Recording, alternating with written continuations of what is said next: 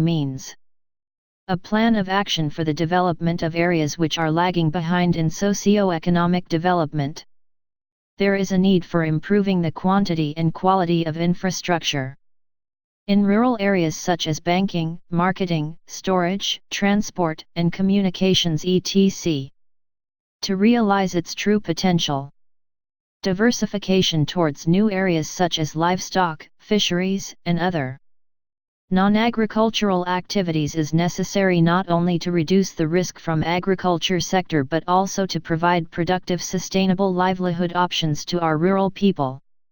The importance of organic farming as an environmentally sustainable production process is on a rise and needs to be promoted. 7. Employment, growth, informalization, and other issues. After studying this chapter, the learners will understand a few basic concepts relating to employment such as economic activity, worker, workforce, and unemployment. Understand the nature of participation of men and women in various economic activities in various sectors. Know the nature and extent of unemployment. Assess the initiatives taken by the government in generating employment opportunities in various sectors and regions. What I object to is the craze for machinery, not machinery as such. The craze is for what they call labor-saving machinery. Men go on saving labor till thousands are without work and thrown on the open streets to die of starvation. Mahatma Gandhi. 7.1 Introduction.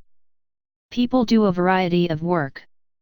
Some work on farms, in factories, banks, shops, and many other workplaces, yet a few others work at home.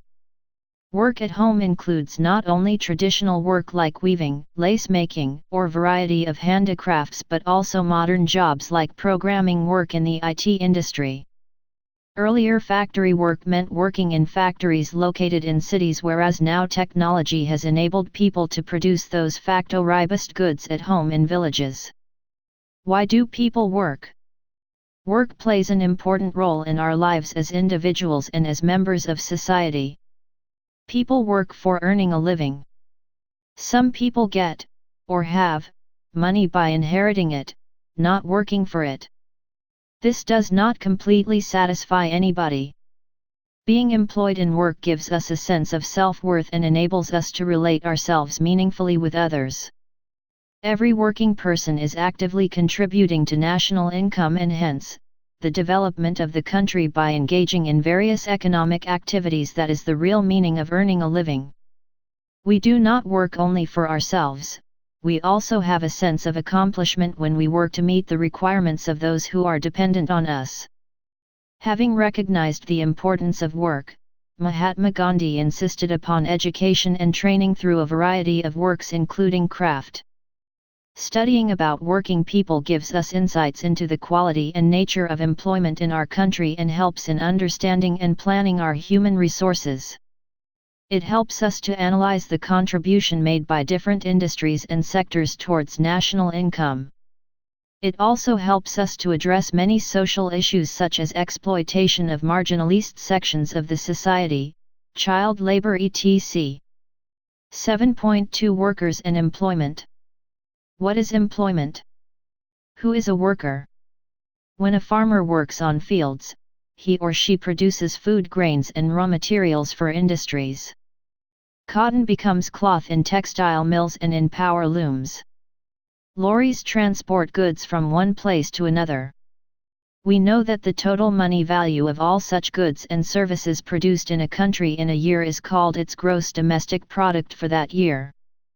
When we also consider what we pay for our imports and get from our exports, we find that there is a net earning for the country which may be positive, if we have exported more in value terms than imported, or negative, if imports exceeded exports in value terms, or zero, if exports and imports were of the same value. When we add this earning, plus or minus, from foreign transactions, what we get is called the country's gross national product for that year. Those activities which contribute to the gross national product are called economic activities. All those who are engaged in economic activities, in whatever capacity high or low, are workers. Even if some of them temporarily abstain from work due to illness, injury, or other physical disability, bad weather, festivals, social or religious functions, they are also workers. Workers also include all those who help the main workers in these activities. We generally think of only those who are paid by an employer for their work as workers. This is not so. Those who are self-employed are also workers. The nature of employment in India is multifaceted. Some get employment throughout the year, some others get employed for only a few months in a year. Many workers do not get fair wages for their work. While estimating the number of workers, all those who are engaged in economic activities are included as employed. You might be interested in knowing the number of people actively engaged in various economic activities. During 1999-2000, India had about a 400 million strong workforce. Since majority of our people reside in rural areas, the proportion of workforce residing there is higher. The rural workers constitute about 3/4 of this 400 million. Men form the majority of workforce in India. About 70% of the workers are men and the rest are women. Men and women include child laborers in respective sexes. Women workers account for 1/3 of the rural workforce, whereas in urban areas, they are just 1/5 of the workforce. Women carry out works like cooking, teaching water and fuel wood, and participate in farm labor. They are not paid wages in cash or in the form of grains, at times they are not paid at all. For this reason, these women are not categorized as workers. Economists have argued that these women should also be called workers. 7.3 Participation of people in employment. Worker population ratio is an indicator which is used for analyzing the employment situation in the country. This ratio is useful in knowing the proportion of population that is actively contributing to the production of goods and services of a country. If the ratio is higher, it means that the engagement of people is greater.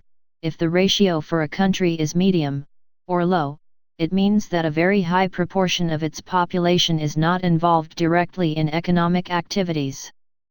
You might have already studied, in lower classes, the meaning of the term population. Population is defined as the total number of people who reside in a particular locality at a particular point of time. If you want to know the worker population ratio for India, divide the total number of workers in India by the population in India and multiply it by 100, you will get the worker population ratio for India. If you look at Table 7.1, it shows the different levels of participation of people in economic activities. For every 100 persons, about 40, by rounding off 39.5, are workers in India. In urban areas, the proportion is about 34, whereas in rural India, the ratio is about 42. Why is there such a difference?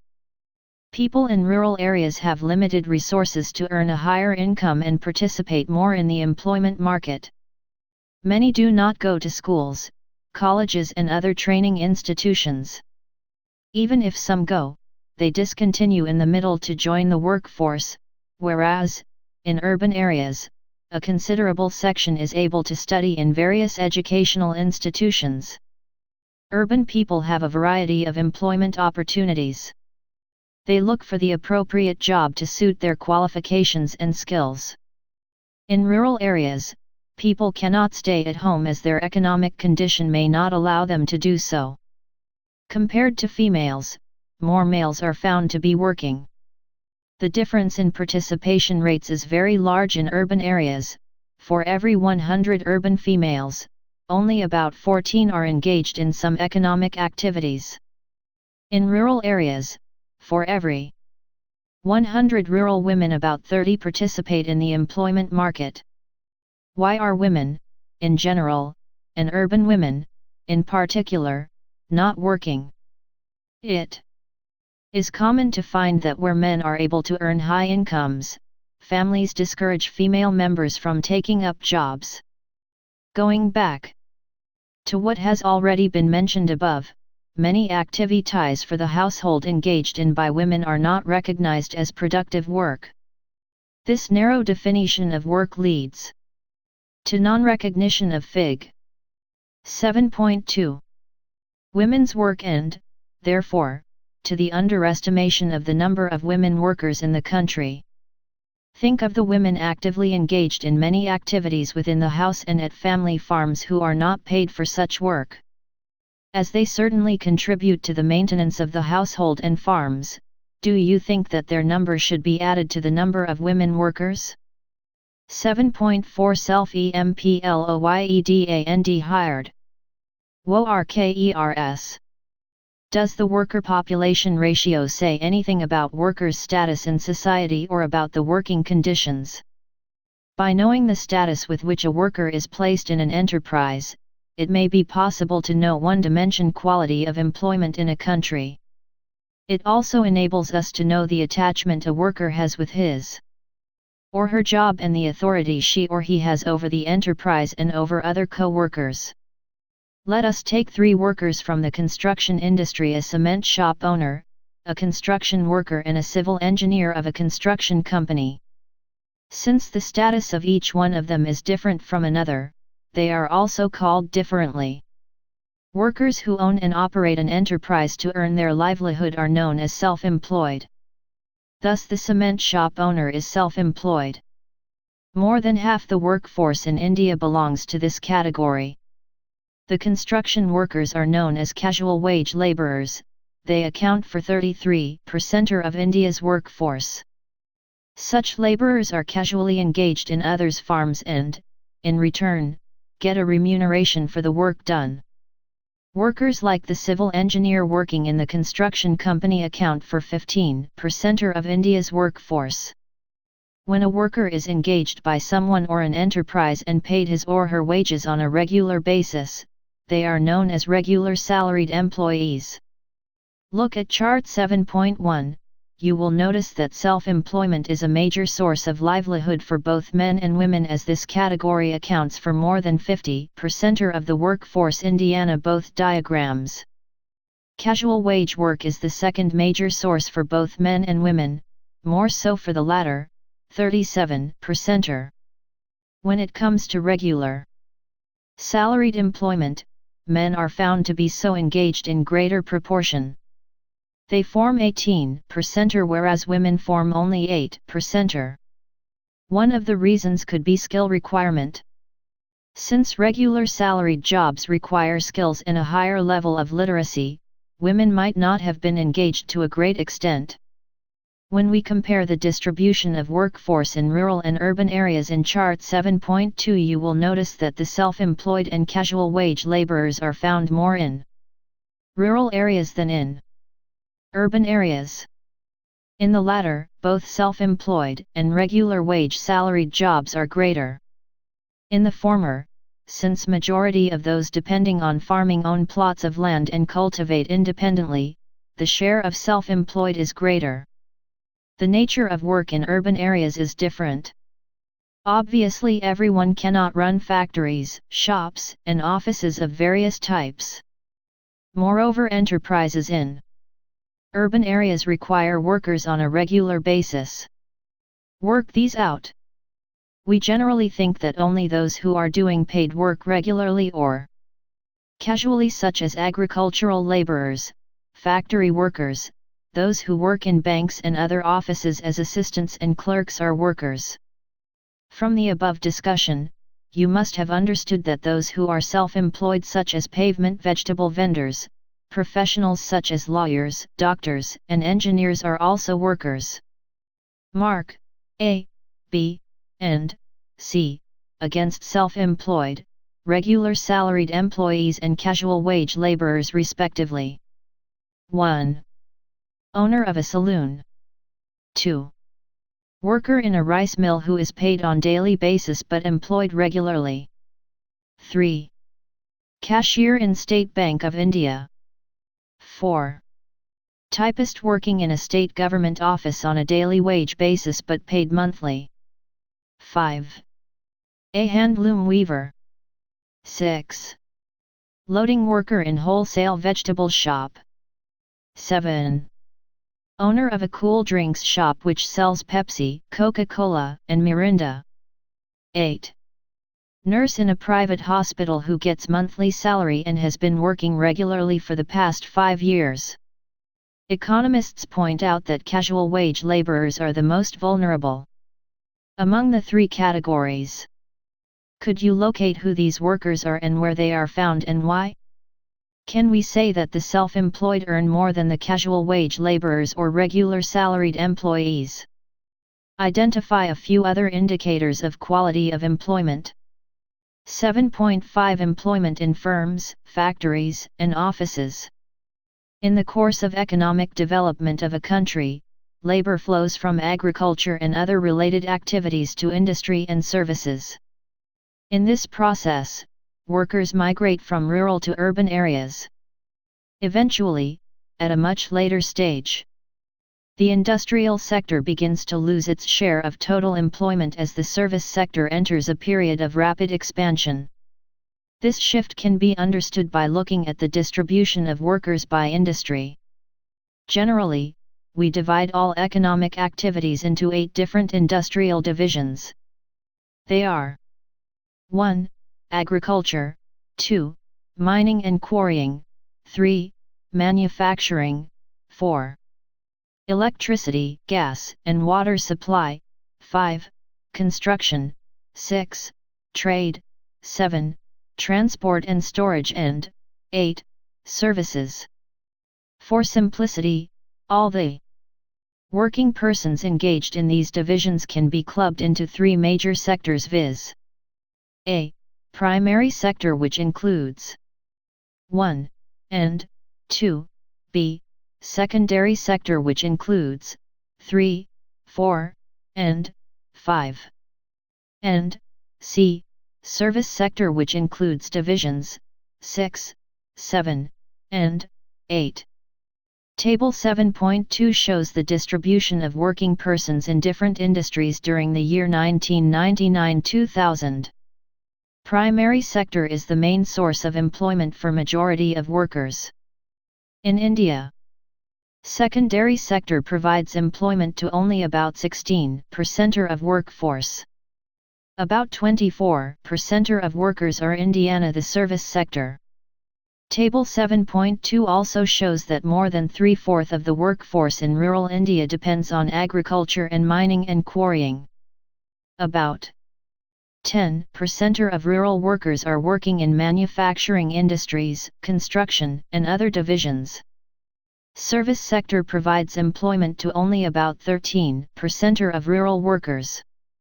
Agriculture and mining is not a major source of employment in urban areas where people are mainly engaged in the service sector. About 60% of urban workers are Indiana the service sector. The secondary sector gives employment to about 30% of urban workforce. Though both men and women workers are concentrated in the primary sector, women workers' concentration is very high there. More than 3/4 of the female workforce is employed in the primary sector, whereas only half of males work in that sector. Men get opportunities in both secondary and service sectors. 7.6 Growth and changing structure of employment. In chapters 2 and 3, you might have studied about the planning strategies in detail. Here we will look at 2 developmental indicators: growth of employment and GDP. 50 years of planned development have been aimed at expansion of the economy through increase in national product and employment. During the period 1960-2000, gross domestic product, GDP, of India grew positively and was higher than the employment growth. However, there was always fluctuation in the growth of GDP. During this period, employment grew at a stable rate of about 2%. Chart 7.3 also points at another disheartening development. In the late 1990s, employment growth started declining and reached the level of growth that India had in the early stages of planning. During these years, we also find a widening gap between the growth of GDP and employment. This means that in the Indian economy, without generating employment, we have been able to produce more goods and services. Scholars refer to this phenomenon as jobless growth. So far we have seen how employment has grown in comparison to GDP. Now it is necessary to know how the growth pattern of employment and GDP affected different sections of workforce. From this we will also be able to understand what types of employment are generated in our country. Let us look at two indicators that we have seen in the preceding sections. Employment of people in various industries and their status. We know that India is an agrarian nation. A major section of population lives in rural areas and is dependent on agriculture as their main livelihood. Developmental strategies in many countries, including India, have aimed at reducing the proportion of people depending on agriculture. Distribution of workforce by industrial sectors shows substantial shift from farm work to non-farm work. In 1972-73, about 74% of workforce was engaged in Indiana primary sector, and in 1999-2000, this proportion has declined to 60%. Secondary and service sectors are showing promising future for the Indian workforce. You may notice that the shares of these sectors have increased from 11 to 16% and 15 to 24% respectively. The distribution of workforce in different status indicates that over the last 3 decades, 1972 to 2000, people have moved from self-employment and regular salaried employment to casual wage work. Yet self-employment continues to be the major employment provider. Scholars call this process of moving from self-employment and regular salaried employment to casual wage work as casualization of workforce. This makes the workers highly vulnerable. How? Look at the case study of Ahmedabad in the preceding section. 7.7 Informalization of Indian workforce. In the previous section we have found that the proportion of casual laborers has been increasing. One of the objectives of development planning in India, since India's independence, has been to provide decent livelihood to its people. It has been envisaged that the industrialization strategy would bring surplus workers from agriculture to industry with better standard of living as in developed countries. We have seen in the preceding section, that even after 55 years of planned development, 3/5 of Indian workforce depends on farming as the major source of livelihood. Economists argue that, over the years, the quality of employment has been deteriorating. Even after working for more than 1,020 years, why do some workers not get maternity benefit, provident fund, gratuity, and pension? Why does a person working in the private sector get a lower salary as compared to another person doing the same work but in the public sector? You may find that a small section of Indian workforce is getting regular income. The government, through its labor laws, protects them in various ways. This section of the workforce forms trade unions, bargains with employers for better wages and other social security measures. Who are they? To know this we classify workforce into 2 categories, workers in formal and informal sectors, which are also referred to as organized and unorganized sectors. All the public sector establishments and those private sector establishments which employ 10 hired workers or more are called formal sector establishments, and those who work in such establishments are formal sector workers. All other enterprises and workers working in those enterprises form the informal sector. Thus, informal sector includes millions of farmers, agricultural laborers, owners of small enterprises and people working in those enterprises, as also the self-employed who do not have any hired workers. Those who are working in the formal sector enjoy social security benefits. They earn more than those in the informal sector. Developmental planning envisaged that as the economy grows, more and more workers would become formal sector workers and the proportion of workers engaged in the informal sector would dwindle. But what has happened in India? Look at the following chart, which gives the distribution of workforce in formal and informal sectors. In section 7.2, we learned that there are about 400 million workers in the country. Look at chart 7.4. There are about 28 million workers in the formal sector. Can you estimate the percentage of people employed in the formal sectors in the country? About 7%, 28/400 times 100. Thus, the rest 93% are Indiana, the informal sector. Out of 28 million formal sector workers, only 4.8 million, that is, only 17%, or 4.8/28 times 100, are women. In the informal sector, male workers account for 69% of the workforce. Since the late 1970s, many developing countries, including India, started paying attention to enterprises and workers in the informal sector as employment in the formal sector is not growing.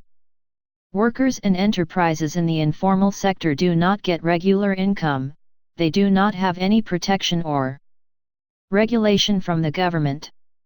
Workers are dismissed without any compensation. Technology used in the informal sector enterprises is outdated, they also do not maintain any accounts. Workers of this sector live in slums and are squatters. Of late, owing to the efforts of the International Labour Organization, ILO, the Indian government has initiated the modernization of informal sector enterprises and provision of social security measures to informal sector workers, and ask whether there is any vacancy in their factory or office. Many in the rural areas do not go out and 7.8 Unemployment. You might have seen people looking for jobs in newspapers. Some look for a job through friends and relatives. In many cities, you might find people standing in some select areas looking for people to employ them for that day's work. Some go to factories and offices and give their biodata. Ask for a job but stay home when there is no work. Some go to employment exchanges and register themselves for vacancies notified through employment exchanges. NSSO defines unemployment as a situation in which all those who, owing to lack of work, are not working but either seek work through employment exchanges, intermediaries, friends or relatives, or by making applications to prospective employers or express their willingness or availability for work under the prevailing condition of work and remunerations. There are a variety of ways by which an unemployed person is identified. Economists define unemployed person as one who is not able to get employment of even 1 hour in half a day. There are 3 sources of data on unemployment: reports of Census of India, National Sample Survey Organization's reports of employment and unemployment situation, and Directorate General of Employment and Training data of registration with employment exchanges. Though they provide different estimates of unemployment, they do provide us with the attributes of the unemployed and the variety of unemployment prevailing in our country. Do we have different types of unemployment in our economy? The situation described in the first paragraph of this section is called open unemployment. Economists call unemployment prevailing in Indian farms as disguised unemployment. What is disguised unemployment? Suppose a farmer has 4 acres of land and he actually needs only 2 workers and himself to carry out various operations on his farm in a year, but if he employs 5 workers and his family members such as his wife and children, this situation is known as disguised unemployment. One study conducted in the late 1950s showed about 1/3 of agriculture workers in India as disguisedly unemployed. You may have noticed that many people migrate to an urban area, pick up a job and stay there for some time, but come back to their home villages as soon as the rainy season begins. Why do they do so? This is because work in agriculture is seasonal, there are no employment opportunities in the village for all months in the year. When there is no work to do on farms, men go to urban areas and look for jobs. This kind of unemployment is known as seasonal unemployment. This is also a common form of unemployment prevailing in India. Though we have witnessed slow growth of employment, have you seen people being unemployed over a very long time? Scholars says that in India, people cannot remain completely unemployed for very long because their desperate economic condition would not allow them to be so. You will rather find them being forced to accept jobs that nobody else would do, unpleasant or even dangerous jobs in unclean, unhealthy surroundings. The government has taken many initiatives to generate acceptable Fig. 7.7 Dam construction work is a direct way of employment generation by the government. Employment, ensuring at least minimal safety and job satisfaction, through various measures. These will be discussed in the following section. 7.9 Government and employment generation. Recently the government passed an act in Parliament known as the National Rural Employment Guarantee Act 2005. It promises 100 days of guaranteed wage employment to all adult members of rural households who volunteer to do unskilled manual work. The families, which are living below poverty line, will be covered under the scheme. This scheme is one of the many measures that the government implements to generate employment for those who are in need of jobs in rural areas. Since independence, the union and state governments have played an important role in generating employment or creating opportunities for employment generation. Their efforts can be broadly categorized into two: direct and indirect. In the first category, as you have seen in the preceding section, government employs people in various departments for administrative purposes.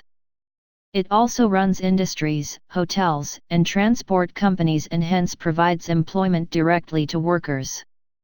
When output of goods and services from government enterprises increases, then private enterprises that supply materials to government enterprises will also raise their output and hence increase the number of employment opportunities in the economy. For example, when a government-owned steel company increases its output, it will result in direct increase in employment in that government company. Simultaneously, private companies, which supply inputs to the government steel company and purchase steel from it, will also increase their output and thus employment. This is the indirect generation of employment opportunities in the economy. In Chapter 4, you would have noticed that many programs that the government implements, aimed at alleviating poverty, are through employment generation. They are also known as employment generation programs. All these programs aim at providing not only employment but also services in areas such as primary health, primary education, rural shelter, rural drinking water, nutrition, assistance for people to buy income and employment-generating assets, development of community assets by generating wage employment, construction of houses and sanitation, assistance for constructing houses, laying of rural roads, development of wastelands/degraded lands. 7.10 Conclusion. There has been a change in the structure of workforce in India. Newly emerging jobs are found mostly in the service sector. The expansion of the service sector and the advent of high technology now frequently permit a highly competitive existence for efficient small-scale and often individual enterprises or specialist workers side by side with the multinationals. Outsourcing of work is becoming a common practice. It means that a big firm finds it profitable to close down some of its specialist departments, for example, legal or computer programming or customer service sections, and hand over a large number of small piecemeal jobs to very small enterprises or specialist individuals, sometimes situated even in other countries. The traditional notion of the modern factory or office, as a result, has been altering in such a manner that for many the home is becoming the workplace. All of this change has not gone in favor of the individual worker.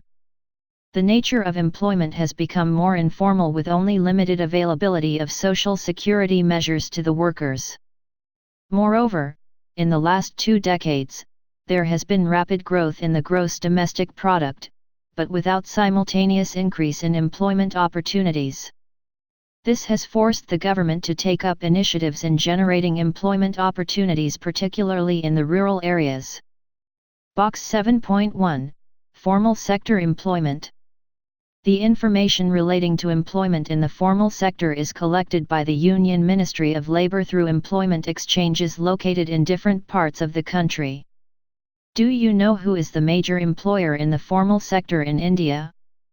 In 2001, out of about 28 million formal sector workers, about 20 million workers were employed by the public sector.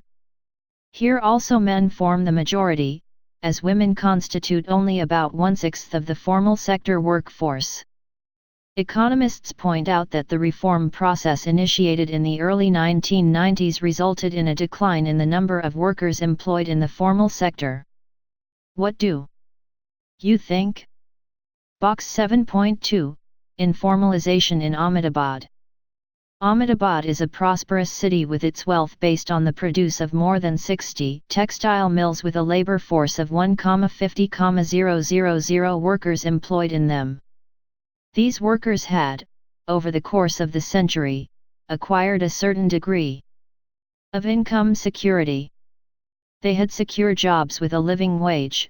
They were covered by social security schemes protecting their health and old age. They had a strong trade union which not only represented them in disputes but also ran activities for the welfare of workers and their families. In the early 1980s, textile mills all over the country began to close down. In some places, such as Mumbai, the mills closed rapidly. In Ahmedabad, the process of closure was long, drawn out and spread over 10 years. Over this period, approximately over 80,000 permanent workers and over 50,000 non-permanent workers lost their jobs and were driven to the informal sector. The city experienced an economic recession and public disturbances, especially communal riots. A whole class of workers was thrown back from the middle class into the informal sector, into poverty. There was widespread alcoholism and suicides, children were withdrawn from school and sent to work. Recap: all those persons who are engaged in various economic activities and hence contribute to national product are workers. About 2/5 of the total population in the country is engaged in various economic activities. Men, particularly rural men, form the major section of workforce in India. Majority of workers in India are self-employed. Casual wage labourers and regular salaried employees together account for less than half the proportion of India's workforce. About 3/5 of India's workforce depends on agriculture and other allied activities as the major source of livelihood. In recent years, the growth of employment has decelerated.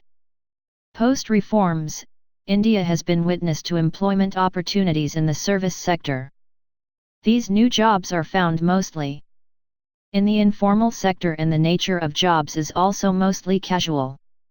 Government is the major formal sector employer in the country. Acquiring skills and undergoing training are important for getting employment. Disguised unemployment is a common form of unemployment in rural India. There has been a change in the structure of the workforce in India. Through various schemes and policies, the government takes initiatives to generate employment directly and indirectly.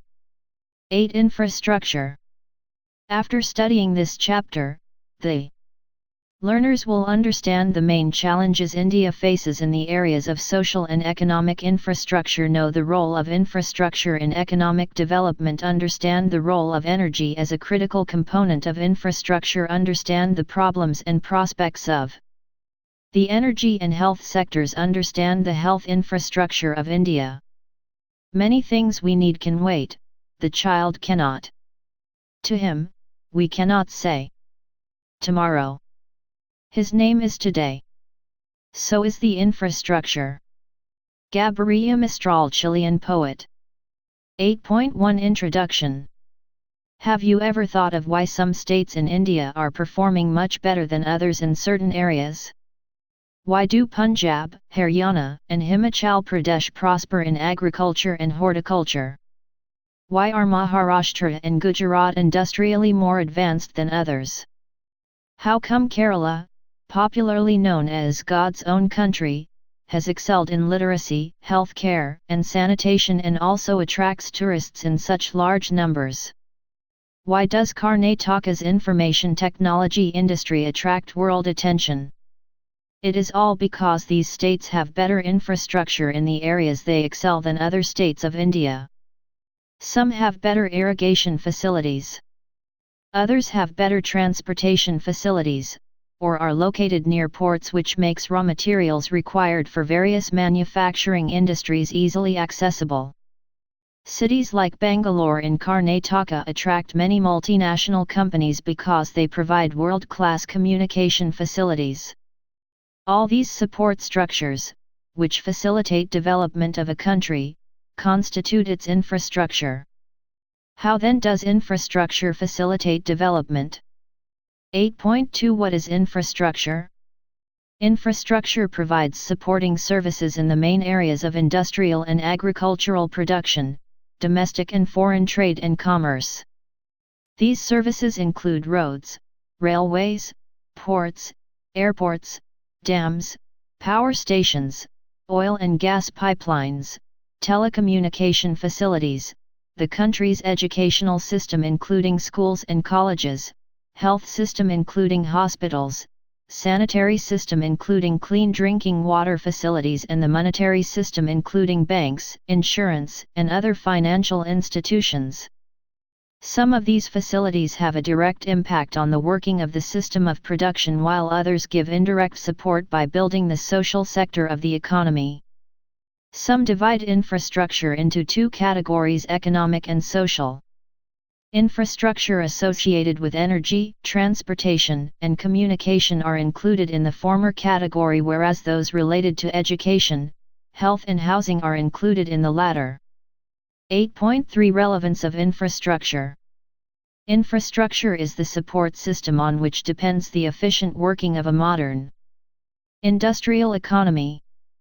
Modern agriculture also largely depends on it for speedy and large-scale transport of seeds, pesticides, fertilizers, and the produce by making use of modern roadways, railways, and shipping facilities.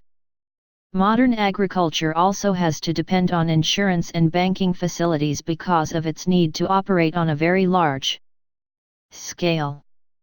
Infrastructure contributes to economic development of a country both by increasing the productivity of the factors of production and improving the quality of life of its people. Inadequate infrastructure can have multiple adverse effects on health. Improvements in water supply and sanitation have a large impact by reducing morbidity, meaning proneness to fall ill, from major waterborne diseases and reducing the severity of disease when it occurs. In addition to the obvious linkage between water and sanitation and health, the quality of transport and communication infrastructure can affect access to health care. Air pollution and safety hazards connected to transportation also affect morbidity, particularly in densely populated areas. 8.4 The state of infrastructure in India. Traditionally, the government has been solely responsible for developing the country's infrastructure. But it was found that the government's investment in infrastructure was inadequate.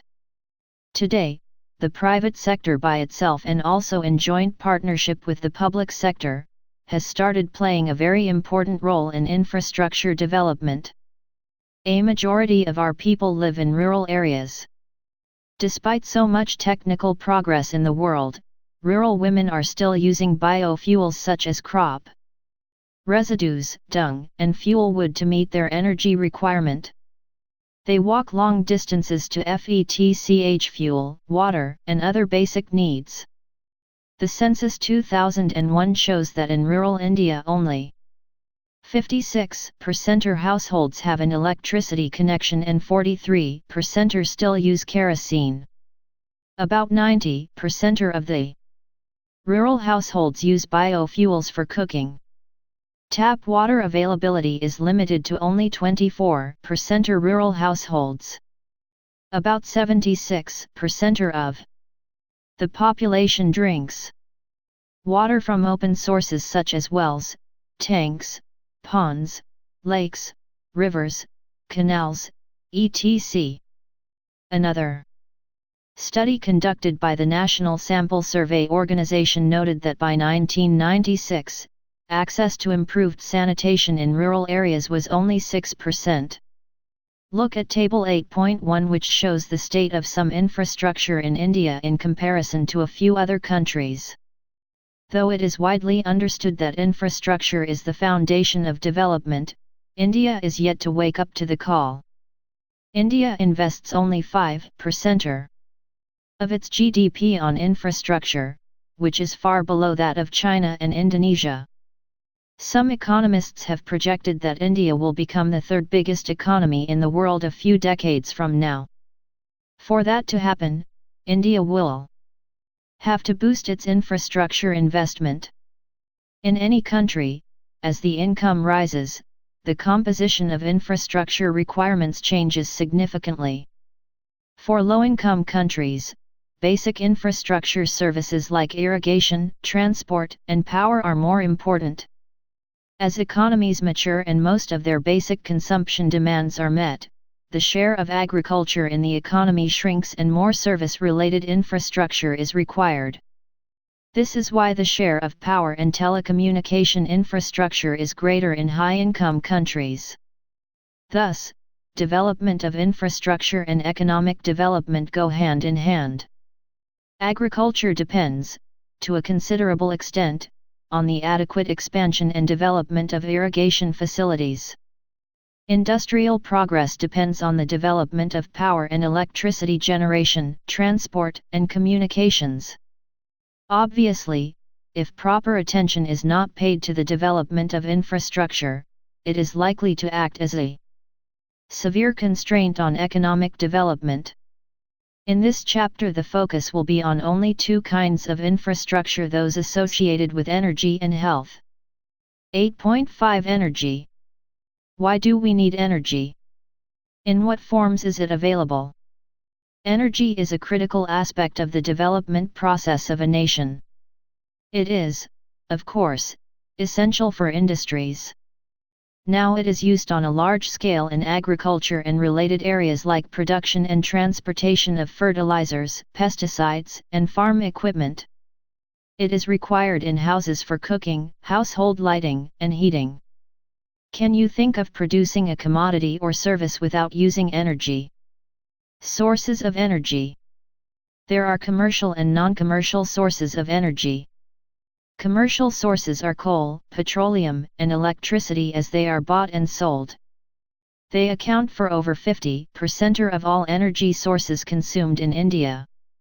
Non-commercial sources of energy are firewood, agricultural waste, and dried dung. These are non-commercial as they are found in nature/forests. While commercial sources of energy are generally exhaustible, with the exception of hydropower, non-commercial sources are generally renewable. More than 60% of Indian households depend on traditional sources of energy for meeting their regular cooking and heating needs. Non-conventional sources of energy. Both commercial and non-commercial sources of energy are known as conventional sources of energy. There are three other sources of energy which are commonly termed as non-conventional sources: solar energy, wind energy, and tidal power.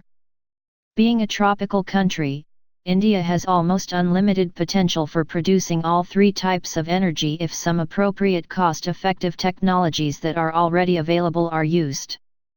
Even cheaper technologies can be developed. Consumption pattern of commercial energy. At present, commercial energy consumption makes up about 65% of the total energy consumed in India. This includes coal with the largest share of 55%, followed by oil at 31%, natural gas at 11%, and hydro energy at 3%. Non-commercial energy sources consisting of firewood, cow dung, and agricultural wastes account for over 30% of the total energy consumption.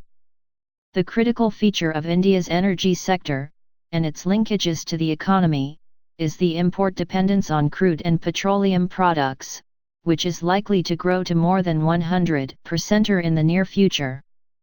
The sectoral pattern of consumption of commercial energy is given in Table 8.2. The transport sector was the largest consumer of commercial energy in 1953-54. However, there has been continuous fall in the share of the transport sector while the share of the industrial sector has been increasing. The share of oil and gas is highest among all commercial energy consumption. With the rapid rate of economic growth, there has been a corresponding increase in the use of energy. Power/electricity, the most visible form of energy, which is often identified with progress in modern civilization, is power, commonly called electricity. It is one of the most critical components of infrastructure that determines the economic development of a country. The growth rate of demand for power is generally higher than the GDP growth rate. Studies point that in order to have 8% GDP growth per annum, power supply needs to grow around 12% annually. Electricity is a secondary form of energy produced from primary energy resources including coal, hydrocarbons, hydroenergy, nuclear energy, renewable energy etc. Primary energy consumption takes into account the direct and indirect consumption of fuels. It cannot give a complete picture in respect of the ultimate consumption of energy by consumers. The secondary sources in India consist of coal, oil, electricity, and natural gas. In India, in 2003-04, thermal sources accounted for almost 70% of the power generation capacity. Hydro, wind, and nuclear sources accounted for 28 and 2.4% respectively. India's energy policy encourages two energy sources, hydel and wind, as they do not rely on fossil fuel and, hence, avoid carbon emissions.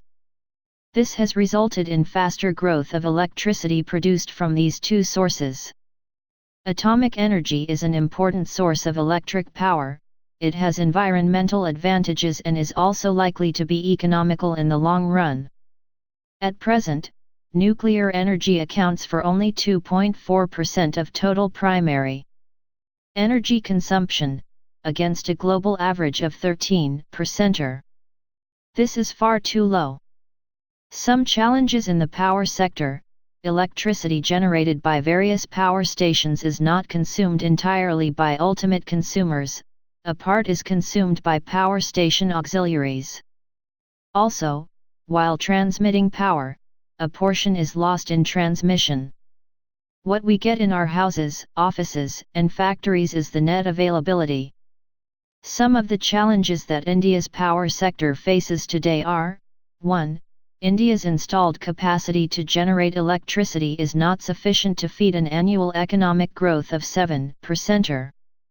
In order to meet the growing demand for electricity, between 2000 and 2012, India needs to add 1,00,000,000 MW of new capacity, whereas, at present, India is able to add only 20,000 MW a year. Even the installed capacity is underutilized because plants are not run properly. 2. State electricity boards, SEBs, which distribute electricity, incur losses which exceed Rs 500 billion. This is due to transmission and distribution losses, wrong pricing of electricity and other inefficiencies.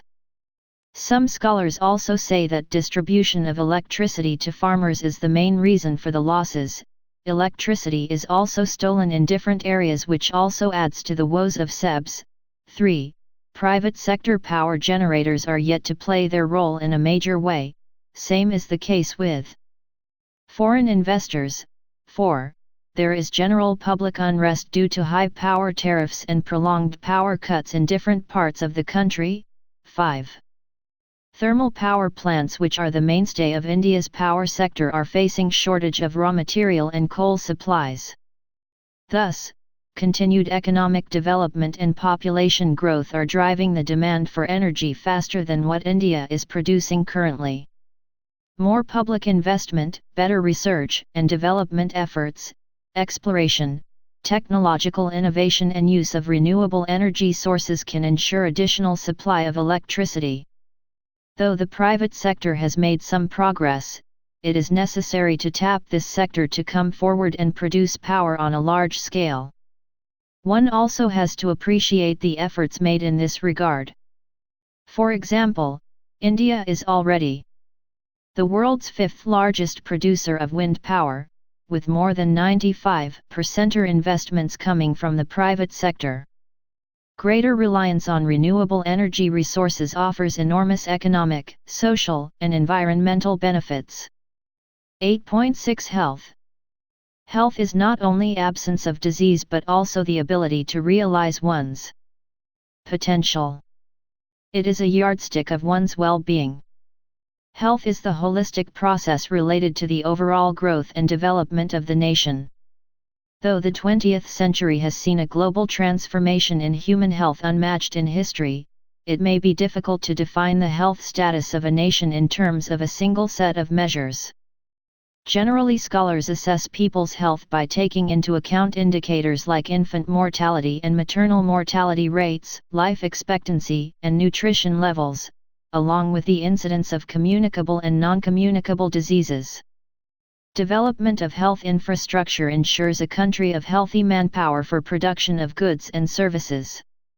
In recent times, scholars argue that people are entitled to health care facilities. It is the responsibility of the government to ensure the right to healthy living. Health infrastructure includes hospitals, doctors, nurses and other paramedical professionals, beds, equipment required in hospitals and a well-developed pharmaceutical industry. It is also true that mere presence of health infrastructure is not sufficient to have healthy people, the same should be accessible to all the people. Since the initial stages of planned development, policymakers envisaged that no individual should fail to secure medical care, curative and preventive, because of the inability to pay for it. But are we able to achieve this vision? Before we discuss various health infrastructure, let us discuss the status of health in India. State of health infrastructure. The government has the constitutional obligation to guide and regulate all health-related issues such as medical education, adulteration of food, drugs and poisons, medical profession, vital statistics, mental deficiency and lunacy. The Union government evolves broad policies and plans through the Central Council of Health and Family Welfare. It collects information and renders financial and technical assistance to state governments, union territories, and other bodies for implementation of important health programs in the country. Over the years, India has built up a vast health infrastructure and manpower at different levels. At the village level, a variety of hospitals have been set up by the government. India also has a large number of hospitals run by voluntary agencies and the private sector. These hospitals are manned by professionals and paramedical professionals trained in medical, pharmacy and nursing colleges. Since independence, there has been a significant expansion in the physical provision of health services. During 1951-2000, the number of hospitals and dispensaries increased from 9,300 to 43,300 and hospital beds from 1.2 to 7.2 million. During 1951-99, nursing personnel increased from 0.18 to 8.7 lakh and allopathic doctors from 0.62 to 5.0 lakh. Expansion of health infrastructure has resulted in the eradication of smallpox, guinea worms, and the near eradication of polio and leprosy. Private sector health infrastructure. In recent times, while the public health sector has not been so successful in delivering the goods about which we will study more in the next section, private sector has grown by leaps and bounds. More than 70% of the hospitals in India are run by the private sector. They control nearly 2/5 of beds available in the hospitals. Nearly 60% of dispensaries are run by the same private sector. They provide healthcare for 80% of outpatients and 46% of inpatients. In recent times, private sector has been playing a dominant role in medical education and training, medical technology and diagnostics, manufacture and sale of pharmaceuticals, hospital construction, and the provision of medical services. In 2001-02, there were more than 13 lakh medical enterprises employing 22 lakh people. More than 80% of them are single-person owned, and operated by one person occasionally employing a hired worker. Scholars point out that the private sector in India has grown independently without any major regulation. Some private practitioners are not even registered doctors and are known as quacks. Since the 1990s, owing to liberalization measures, many non-resident Indians and industrial and pharmaceutical companies have set up state-of-the-art superspecialty hospitals to attract India's rich and medical tourists. But since the poor can depend only on government hospitals, the role of government in providing healthcare remains important. Indian systems of medicine, ISM. It includes 6 systems: Ayurveda, Yoga, Unani, Siddha, Naturopathy, and Homeopathy, Ayush. At present there are 3,004 ISM hospitals, 23,028 dispensaries, and as many as 6,11,431 registered practitioners in India. But little has been done to set up a framework to standardize education or to promote research. ISM has huge potential and can solve a large part of our healthcare problems because they are effective, safe, and inexpensive. Indicators of health and health infrastructure. A critical appraisal. As pointed out earlier, the health status of a country can be assessed through indicators such as infant mortality and maternal mortality rates, life expectancy, and nutrition levels, along with the incidence of communicable and non-communicable diseases. Some of the health indicators, and India's position, are given in Table 8.4. Scholars argue that there is greater scope for the role of government in the health sector. For instance, the table shows expenditure on health sector as 5% of total GDP.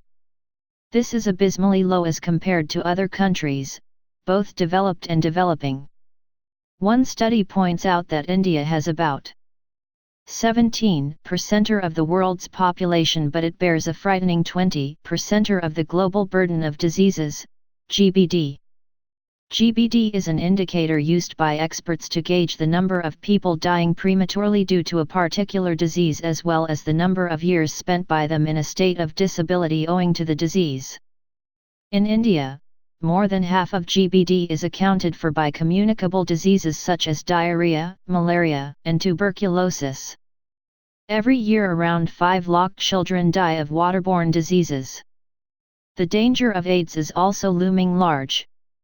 Malnutrition and inadequate supply of vaccines lead to the death of 2.2 million children every year. At present, less than 20% of the population utilizes public health facilities. One study has pointed out that only 38% of the PHCs have the required number of doctors and only 30% of the PHCs have sufficient stock of medicines. Urban-rural and poor-rich divide. Though 70% of India's population lives in rural areas, only 1/5 of its hospitals are located in rural areas. Rural India has only about half the number of dispensaries. Out of about 7 lakh beds, roughly 11% are available in rural areas. Thus, people living in rural areas do not have sufficient medical infrastructure. This has led to differences in the health status of people. As far as hospitals are concerned, there are only 0.36 hospitals for every 1 lakh people in rural areas while urban areas have 3.6. Hospitals for the same number of people.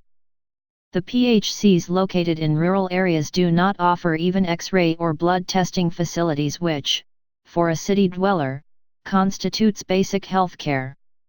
States like Bihar, Madhya Pradesh, Rajasthan, and Uttar Pradesh are relatively lagging behind in healthcare facilities. In the rural areas, the percentage of people who have no access to proper care has risen from 15 in 1986 to 24 in 2003. Villagers have no access to any specialized medical care like pediatrics, gynecology, anesthesia, and obstetrics. Even though 165 recognized medical colleges produce 12,000 medical graduates every year, the shortage of doctors in rural areas persists. While 1/5 of these doctor graduates leave the country for better monetary prospects, many others opt for private hospitals which are mostly located in urban areas. The poorest 20% of Indians living in Indiana, both urban and rural areas, spend 12% of their income on healthcare while the rich spend only 2%. What happens when the poor fall sick? Many have to sell their land or even pledge their children to afford treatment. Since government-run hospitals do not provide sufficient facilities, the poor are driven to private hospitals, which makes them indebted forever. Or else they opt to die. Women's health. Women constitute about half the total population in India. They suffer many disadvantages as compared to men in the areas of education, participation in economic activities and health care.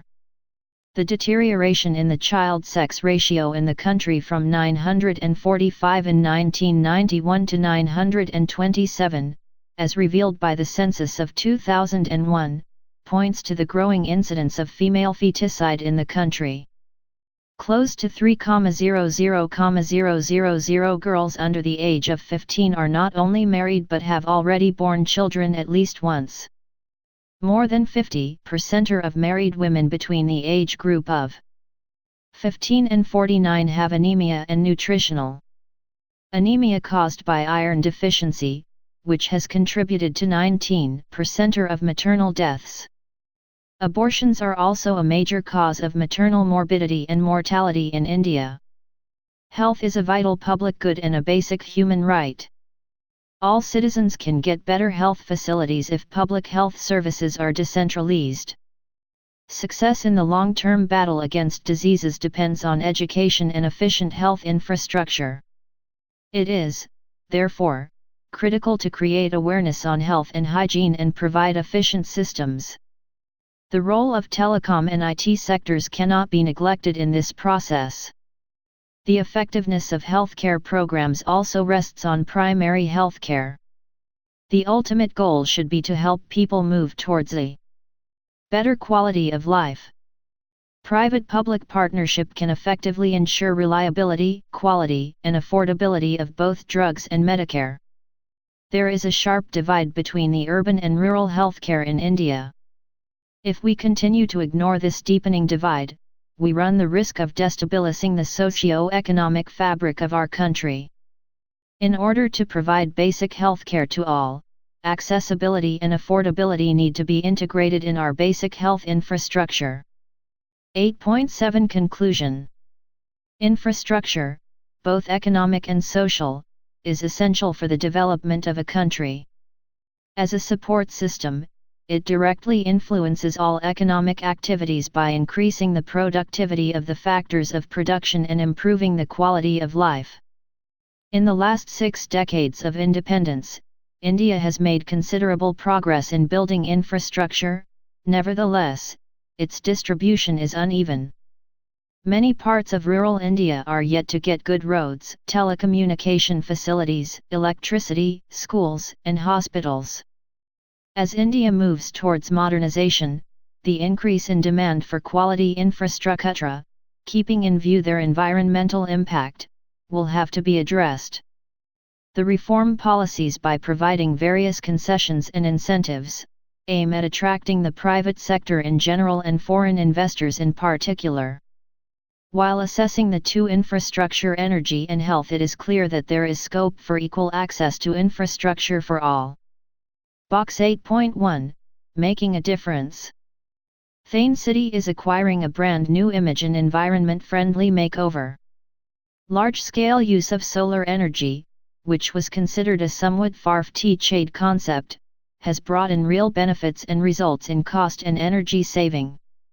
It is being applied to heat water, power traffic lights and advertising hoardings. And leading this unique experiment is the Thane Municipal Corporation. It has made compulsory for all new buildings in the city to install solar water heating system. Appeared in the column, Making a Difference, Outlook, August 1, 2005. Can you suggest such other ideas to use non-conventional energy in a better way? Box 8.2, Power Distribution, The Case of Delhi. Since independence, power management in the capital has changed hands 4 times. The Delhi State Electricity Board, DSEB, was set up in 1951. This was succeeded by the Delhi Electric Supply Undertaking, DESU, in 1958. The Delhi Vidyut Board, DVB, came into existence as SEB in February 1997. Now it rests with 2 leading power majors of the country following the privatization of the DVB.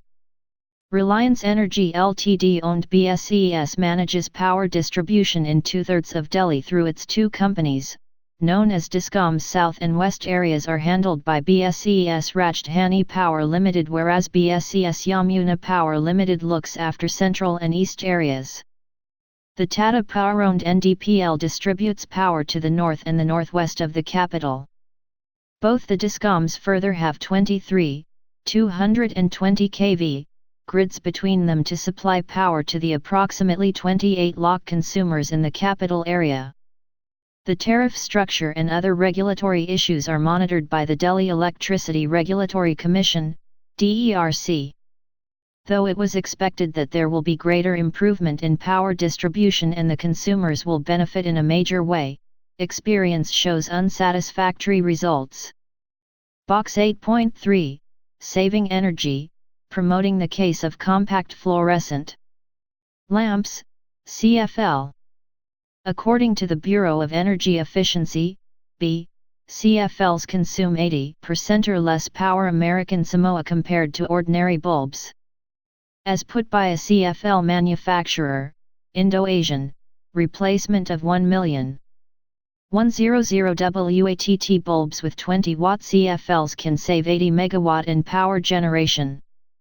This amounts to saving Rs 400 crore at the rate of institution cost of Rs 5 crore per megawatt. Box 8.5, Health System in India. India's health infrastructure and healthcare is made up of a tier system. Primary, secondary, and tertiary. Primary healthcare includes education concerning prevailing health problems and methods of identifying, preventing, and controlling them, promotion of food supply and proper nutrition and adequate supply of water and basic sanitation, maternal and child health care, immunization against major infectious diseases and injuries, promotion of mental health and provision of essential drugs. Auxiliary nursing midwife, ANM, is the first person who provides primary health care in rural areas. In order to provide primary health care, hospitals have been set up in villages and small towns which are generally manned by a single doctor, a nurse, and a limited quantity of medicines. They are known as primary health centers, PHC, community health centers, CHC, and subcenters. When the condition of a patient is not managed by PHCs, they are referred to secondary or tertiary hospitals. Hospitals which have better facilities for surgery, X-ray, electrocardiogram, ECG, are called secondary healthcare institutions. They function both as primary healthcare provider and also provide better healthcare facilities. They are mostly located in district headquarters and in big towns. All those hospitals which have advanced level equipment and medicines and undertake all the complicated health problems, which could not be managed by primary and secondary hospitals, come under the tertiary sector. The tertiary sector also includes many premier institutes which not only impart quality medical education and conduct research but also provide specialized health care. Some of them are All India Institute of Medical Science, New Delhi, Postgraduate Institute, Chandigarh, Jawaharlal Institute of Postgraduate Medical Education and Research, Pondicherry, National Institute of Mental Health and Neurosciences, Bangalore, and All India Institute of Hygiene and Public Health, Kolkata. Box 8.6, Medical Tourism, a great opportunity. You might have seen and heard on TV news or read in newspapers about foreigners flocking to India for surgeries, liver transplants, dental and even cosmetic care. Why? Because our health services combine latest medical technologies with qualified professionals and is cheaper for foreigners as compared to costs of similar healthcare services in their own countries. In the year 2004-05, as many as 1,50,000 foreigners visited India for medical treatment. And this figure is likely to increase by 15% each year. Experts predict that by 2012 India could earn more than 100 billion rupees through such medical tourism. Health infrastructure can be upgraded to attract more foreigners to India. Box 8.7, Community and non-profit organizations in healthcare. One of the important aspects of a good healthcare system is community participation. It functions with the idea that the people can be trained and involved in primary healthcare system. This method is already being used in some parts of our country. SUA in Ahmedabad and Accord in Nilgiris could be the examples of some such NGOs working in India.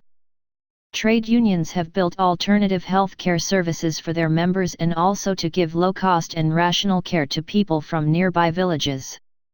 The most well-known and pioneering initiative in this regard has been Shahid Hospital, built in 1983 and sustained by the workers of CMSS, Chhattisgarh Mines Shramik San, in Durg, Madhya Pradesh. A few attempts have also been made by rural organizations to build alternative healthcare initiatives. One example is in Thane, Maharashtra, where in the context of a tribal people's organization, Kashtakari Sangathan, trains women health workers at the village level to treat simple illnesses at minimal cost. Recap. Infrastructure is a network of physical facilities and public services. And with this, social infrastructure is equally important to support it. It is an important base for economic development of the country. Infrastructure needs to be upgraded from time to maintain high economic growth rate. Better infrastructural facilities have attracted more foreign investments and tourists to India recently. It is important to develop rural infrastructural facilities. Public and private partnership is required to bring in huge funds for infrastructural development. Energy is very vital for rapid economic growth.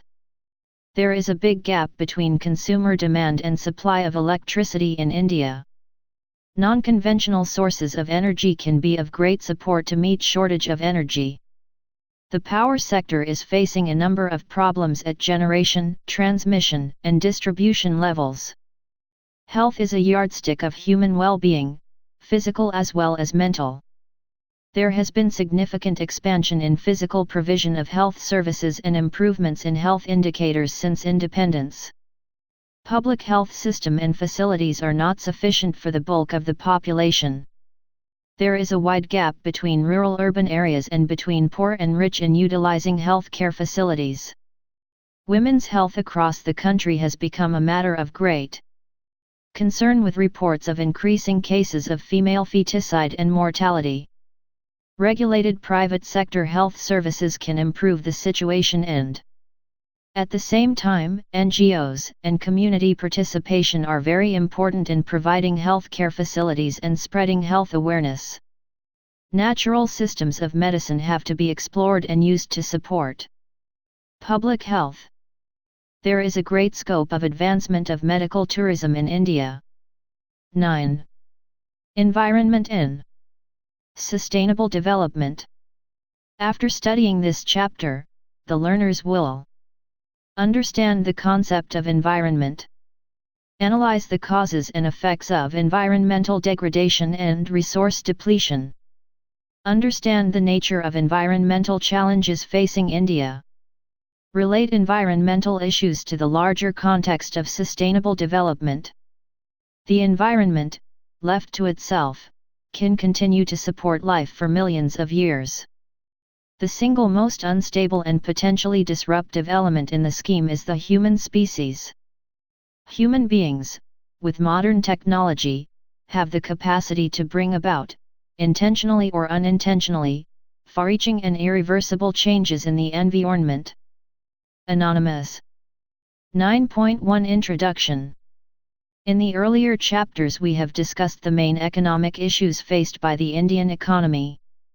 The economic development that we have achieved so far has come at a very heavy price at the cost of environmental quality.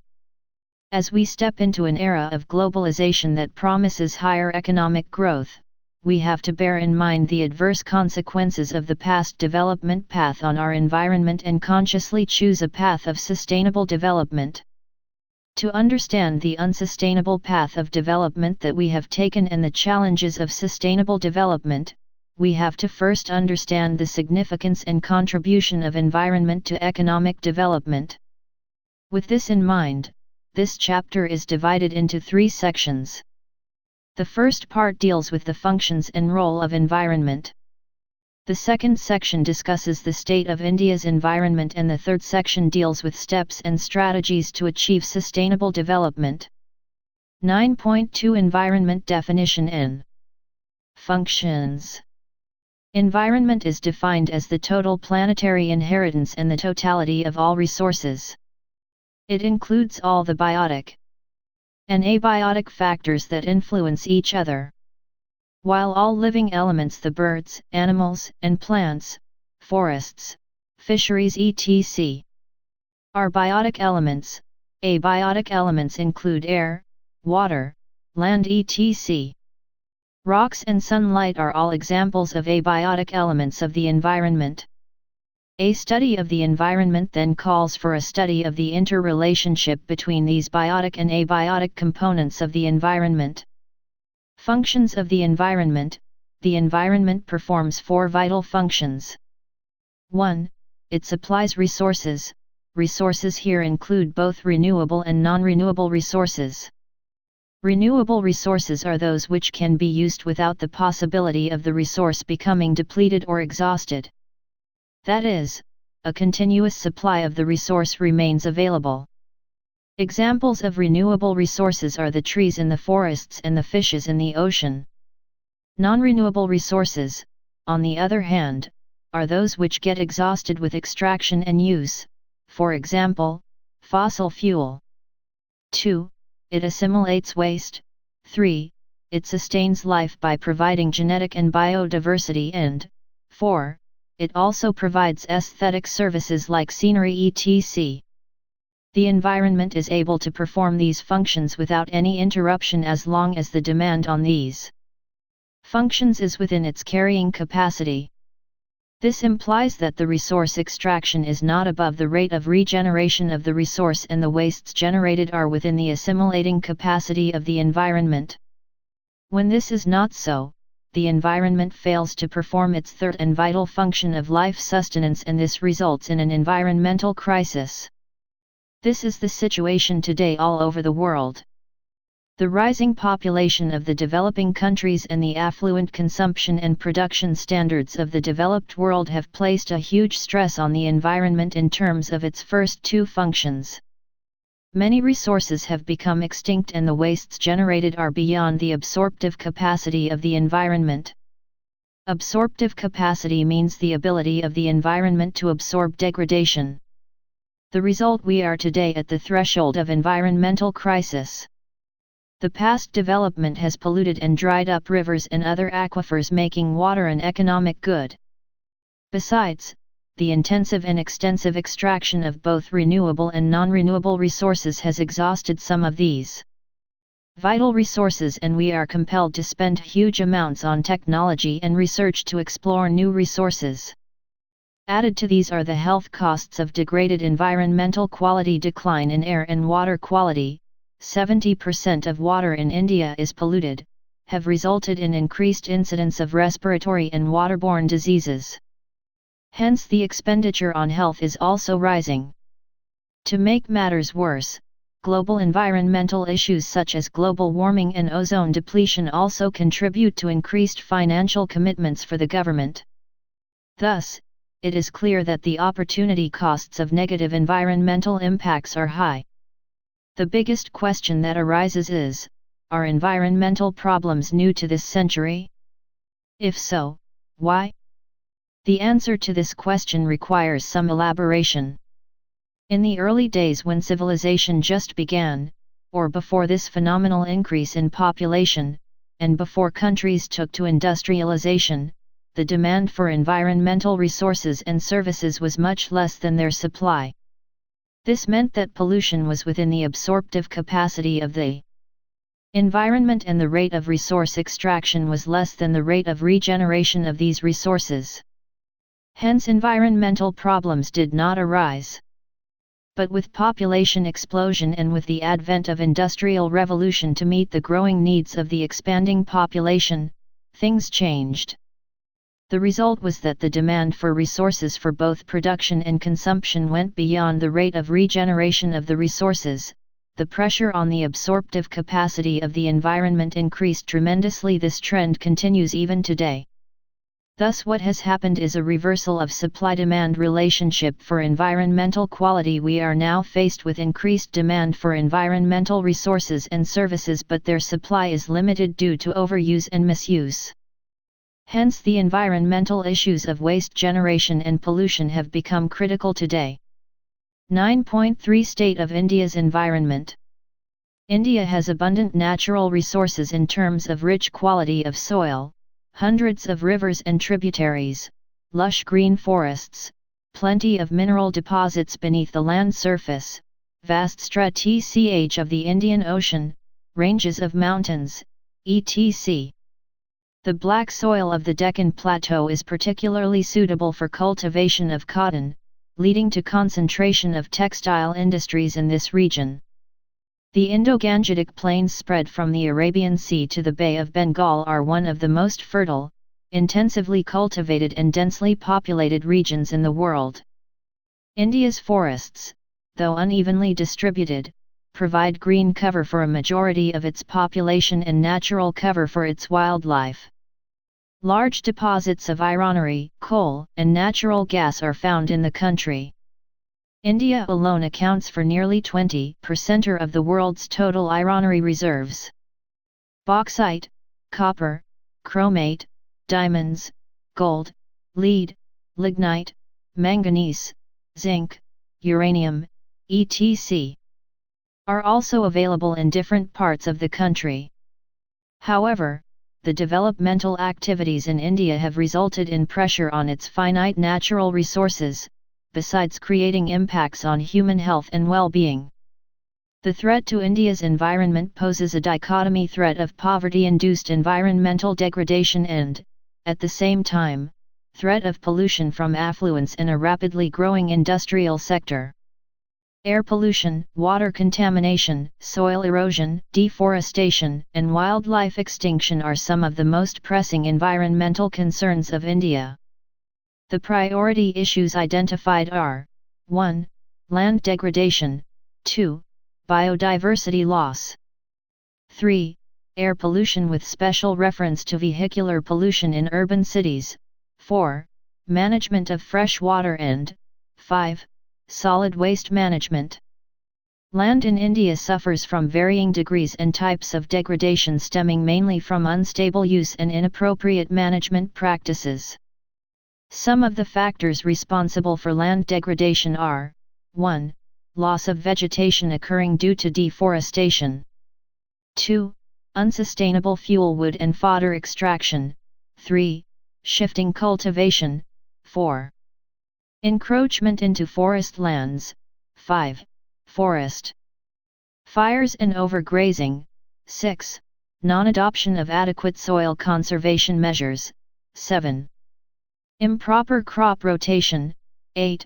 Indiscriminate use of agrochemicals such as fertilizers and pesticides. 9. Improper planning and management of irrigation systems. 10. Extraction of groundwater in excess of the recharge capacity. 11. Open access resource and 12. Poverty of the agriculture-dependent people. India supports approximately 16% of the world's human and 20% of livestock population on a mere 2.5% of the world's geographical area. The high density of population and livestock and the competing uses of land for forestry, agriculture, pastures, human settlements and industries exert an enormous pressure on the country's finite land resources. The per capita forest land in the country is only 0.08 hectare against the requirement of 0.47 hectare to meet basic needs, resulting in an excess felling of about 15 million cubic meter forest over the permissible limit. Estimates of soil erosion show that soil is being eroded at a rate of 5.3 billion tons a year for the entire country, as a result of which the country loses 0.8 million tons of nitrogen, 1.8 million tons of phosphorus and 26.3 million tons of potassium every year.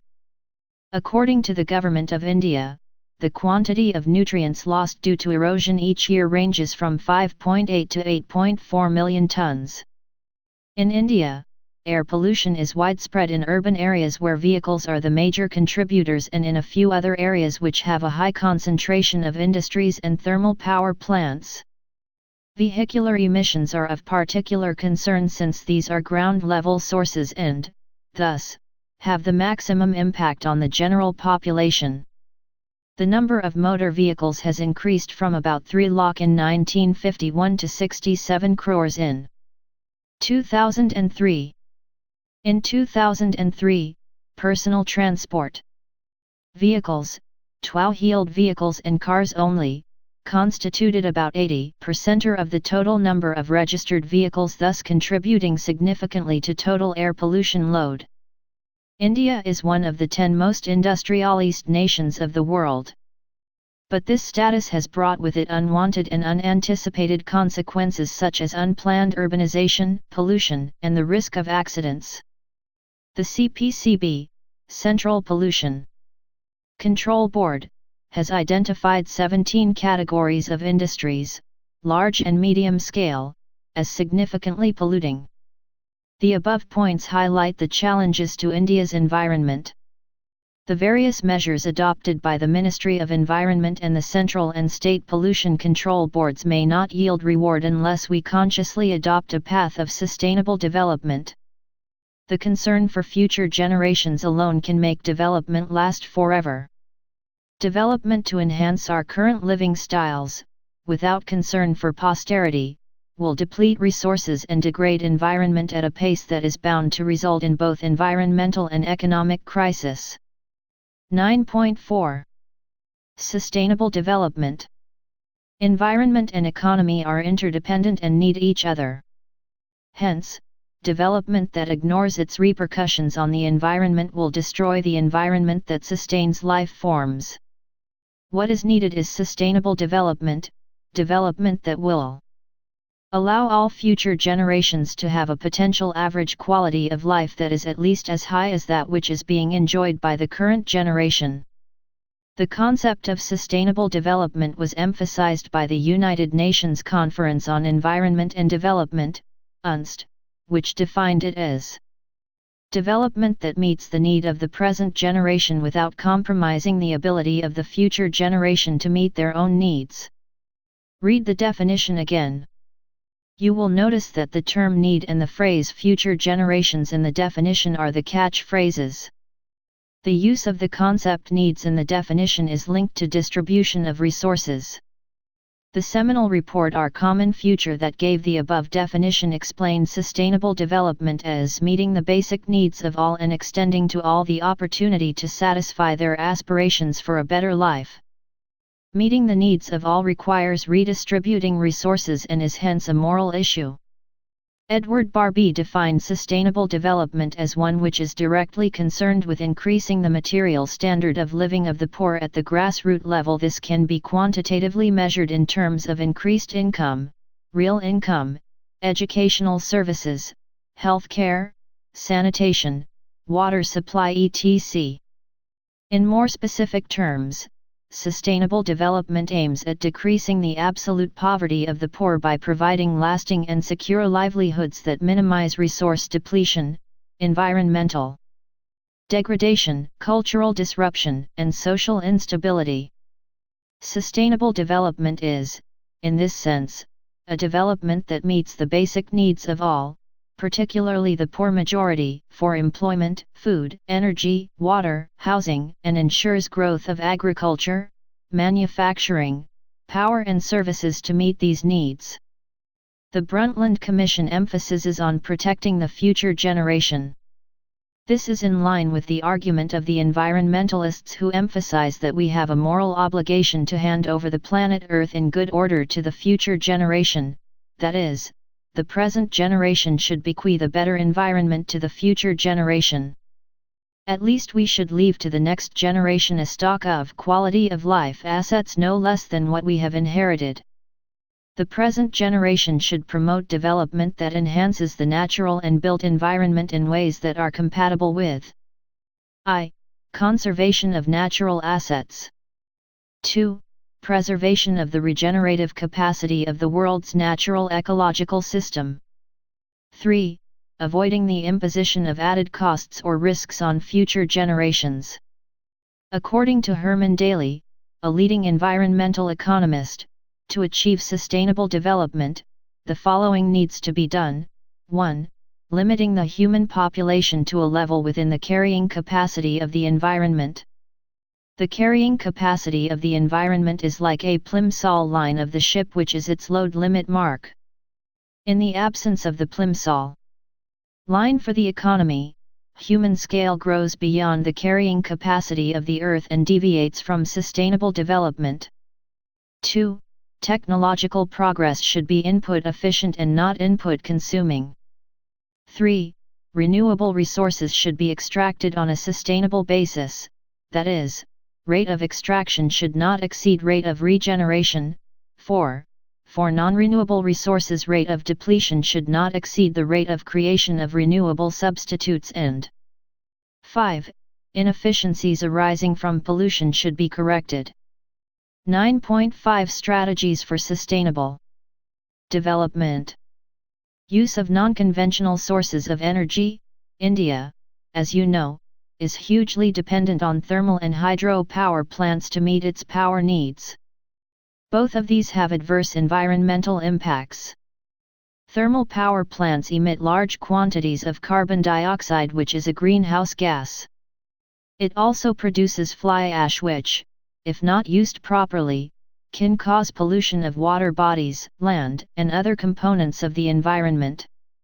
Hydroelectric projects inundate forests and interfere with the natural flow of water in catchment areas and the river basins. Wind power and solar rays are good examples of conventional but cleaner and greener technologies which can be effectively used to replace thermal and hydro power. LPG, gobar gas in rural areas.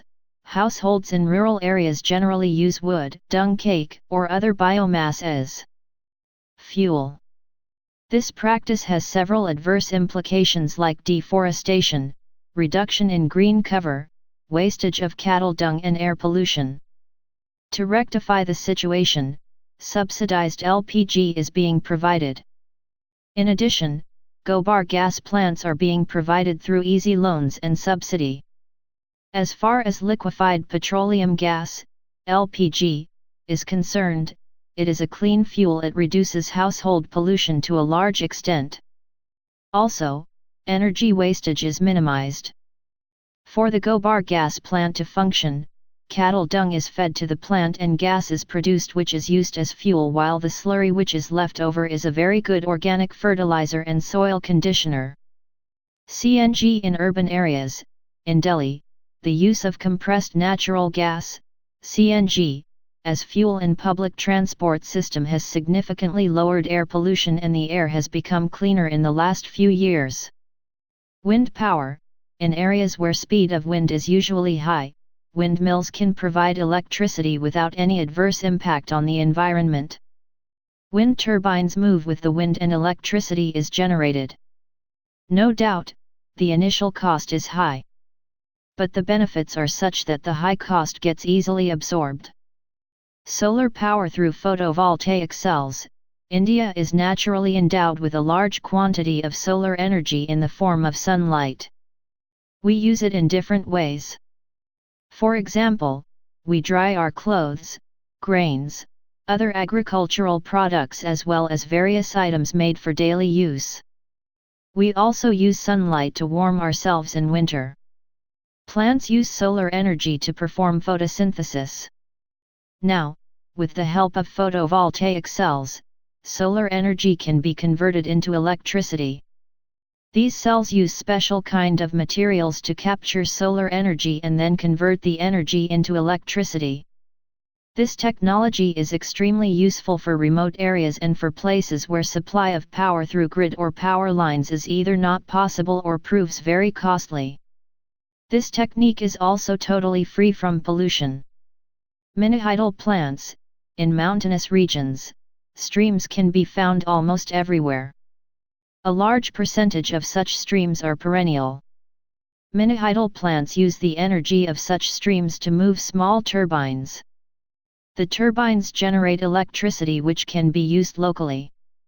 Such power plants are more or less environment friendly as they do not change the land use pattern in areas where they are located. They generate enough power to meet local demands. This means that they can also do away with the need for large-scale transmission towers and cables and avoid transmission loss. Traditional knowledge and practices. Traditionally, Indian people have been close to their environment. They have been more a component of the environment and not its controller. If we look back at our agriculture system, healthcare system, housing, transport etc., we find that all practices have been environment friendly. Only recently have we drifted away from the traditional systems and caused large-scale damage to the environment and also our rural heritage. Now, it is time to go back. One apt example is in healthcare. India is very much privileged to have about 15,000 species of plants which have medicinal properties. About 8,000 of these are in regular use in various systems of treatment including the folk tradition. With the sudden onslaught of the Western system of treatment, we were ignoring our traditional systems such as Ayurveda, Unani, Tibetan, and folk systems. These healthcare systems are in great demand again for treating chronic health problems. Nowadays every cosmetic produce hair oil, toothpaste, body lotion, face cream, and whatnot is herbal in composition. Not only are these products environment friendly, they are relatively free from side effects and do not involve large-scale industrial and chemical processing. Biocomposting. In our quest to increase agricultural production during the last 5 decades or so, we almost totally neglected the use of compost and completely switched over to chemical fertilizers. The result is that large tracts of productive land have been adversely affected, water bodies including groundwater system have suffered due to chemical contamination. And demand for irrigation has been going up year after year.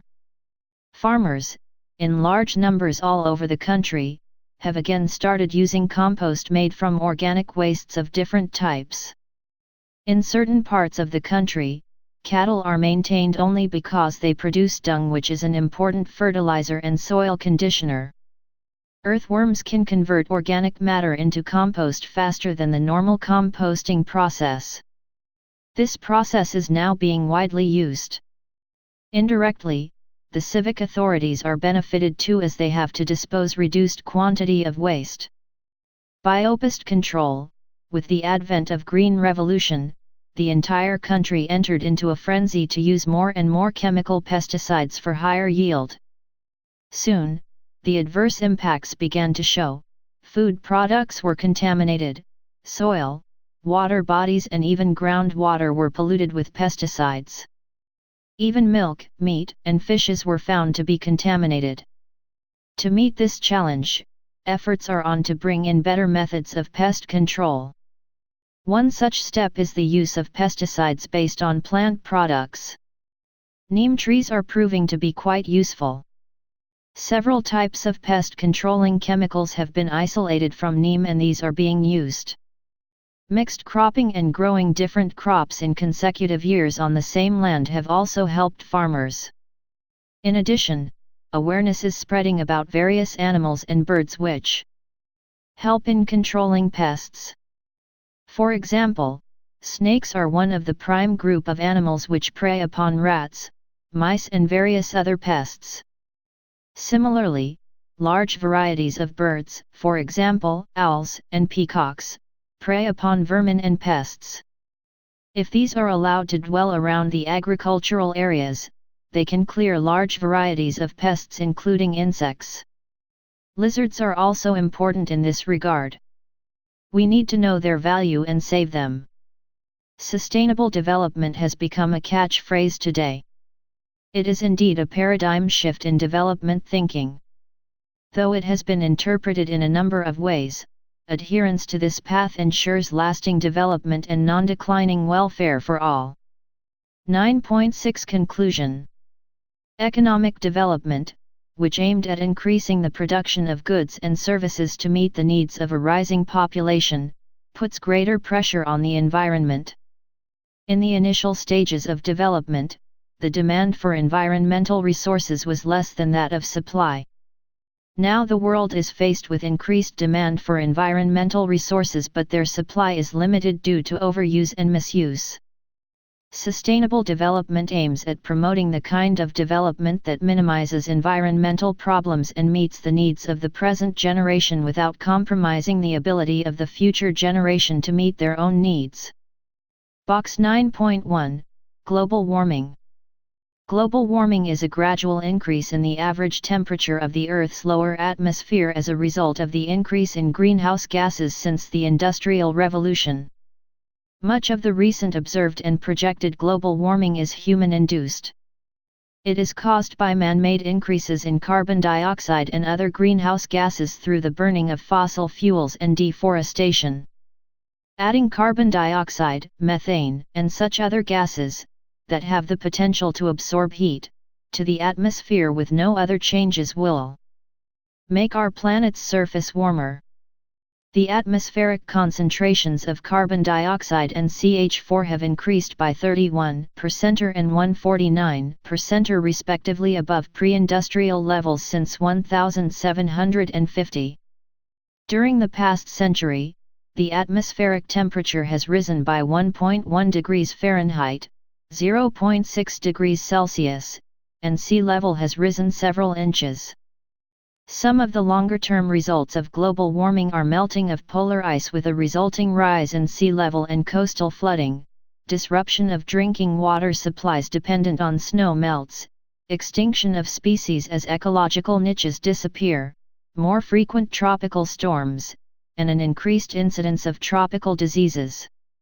Among factors that may be contributing to global warming are the burning of coal and petroleum products, sources of carbon dioxide, methane, nitrous oxide, ozone, deforestation, which increases the amount of carbon dioxide in the atmosphere, methane gas released in animal waste, and increased cattle production, which contributes to deforestation, methane production, and use of fossil fuels. A UN conference on climate change, held in Kyoto, Japan, in 1997, resulted in an international agreement to fight global warming which called for reductions in emissions of greenhouse gases by industrialized nations. Box 9.2 Ozone depletion. Ozone depletion refers to the phenomenon of reductions in the amount of ozone in the stratosphere. The problem of ozone depletion is caused by high levels of chlorine and bromine compounds in the stratosphere. The origins of these compounds are chlorofluorocarbons, CFC, used as cooling substances in air conditioners and refrigerators, or as aerosol propellants, and bromofluorocarbons, halons, used in fire extinguishers. As a result of depletion of the ozone layer, more ultraviolet, UV, radiation comes to Earth and causes damage to living organisms. UV radiation seems responsible for skin cancer in humans. It also lowers production of phytoplankton and thus affects other aquatic organisms. It can also influence the growth of terrestrial plants. A reduction of approximately 5% in the ozone layer was detected from 1979 to 1990. Since the ozone layer prevents most harmful wavelengths of ultraviolet light from passing through the Earth's atmosphere, observed and projected decreases in ozone have generated worldwide concern. This led to the adoption of the Montreal Protocol banning the use of chlorofluorocarbon, CFC, compounds, as well as other ozone-depleting chemicals such as carbon tetrachloride, trichloroethane, also known as methyl chloroform, and bromine compounds known as halons. Box 9.3, Chipko or APICO. What's in a name? You may be aware of the Chipko movement, which aimed at protecting forests in the Himalayas.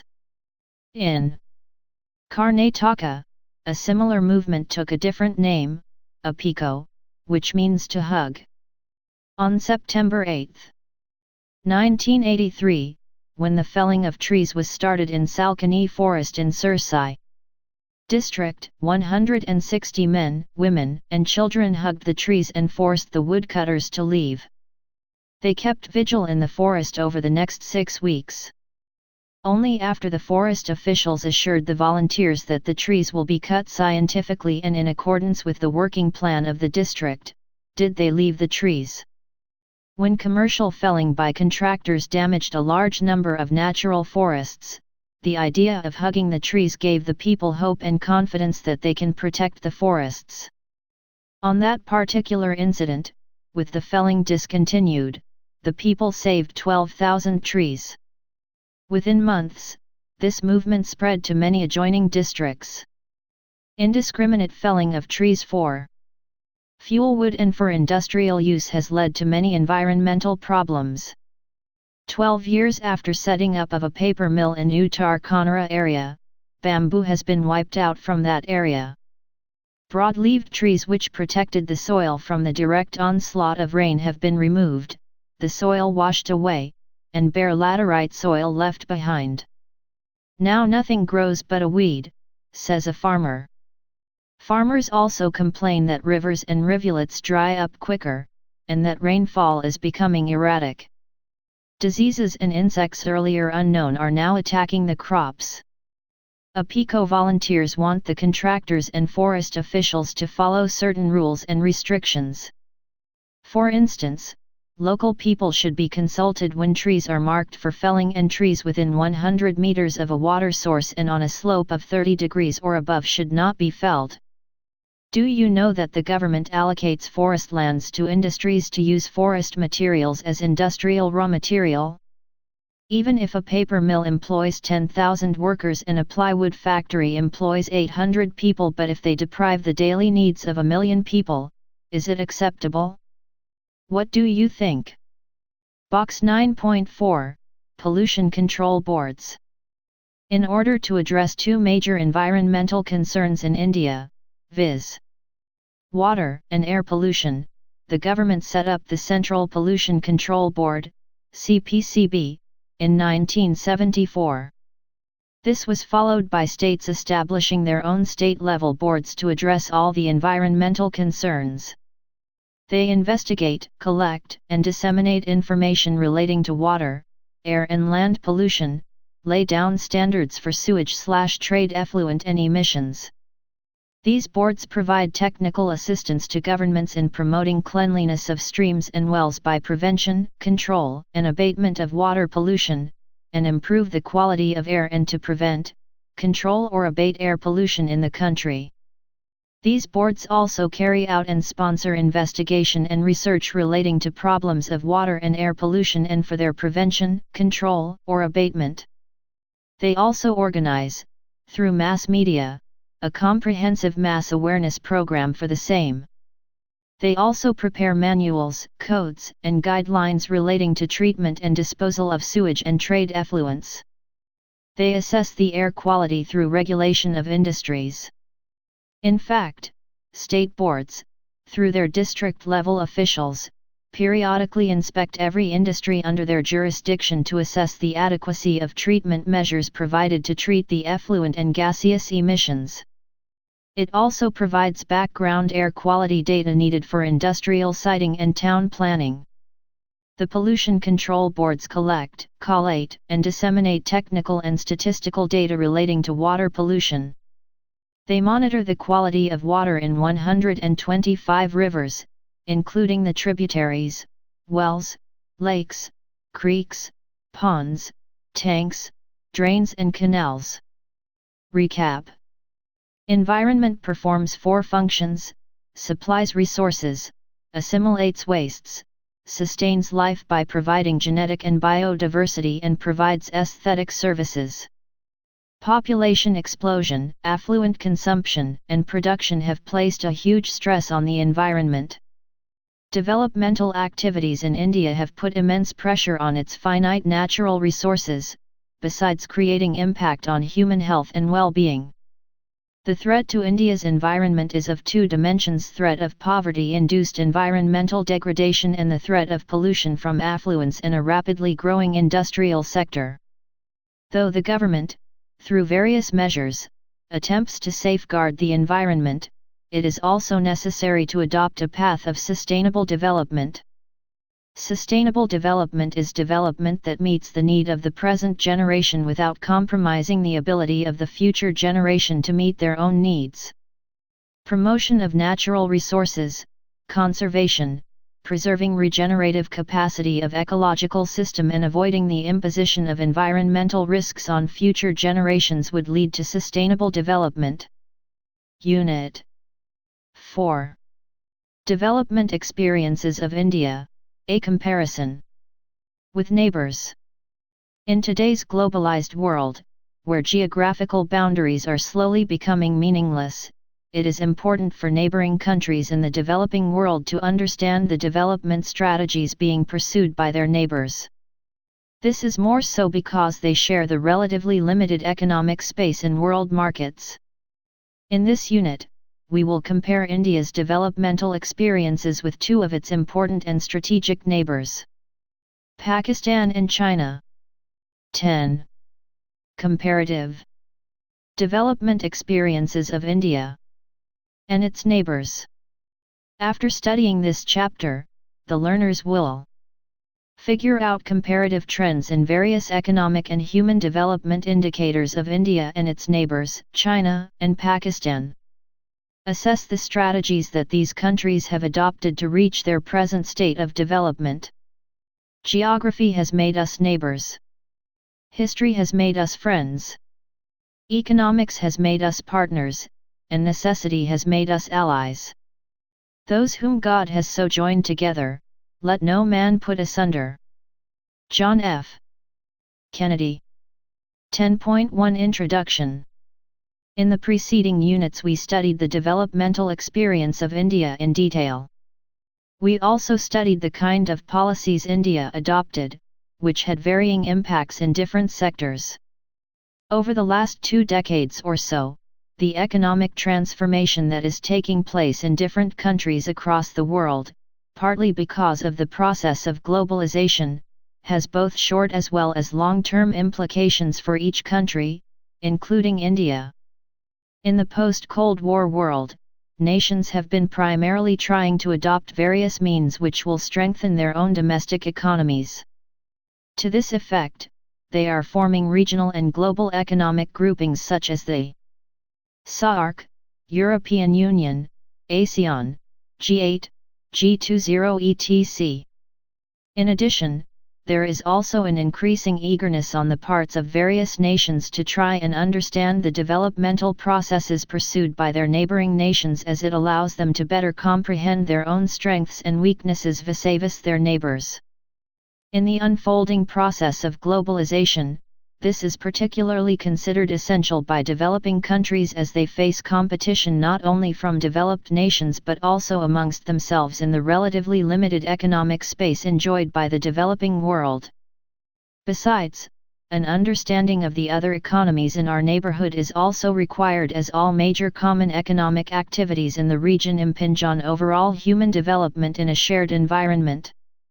In this chapter we will compare the developmental strategies pursued by India and the largest two of its neighboring economies, Pakistan and China.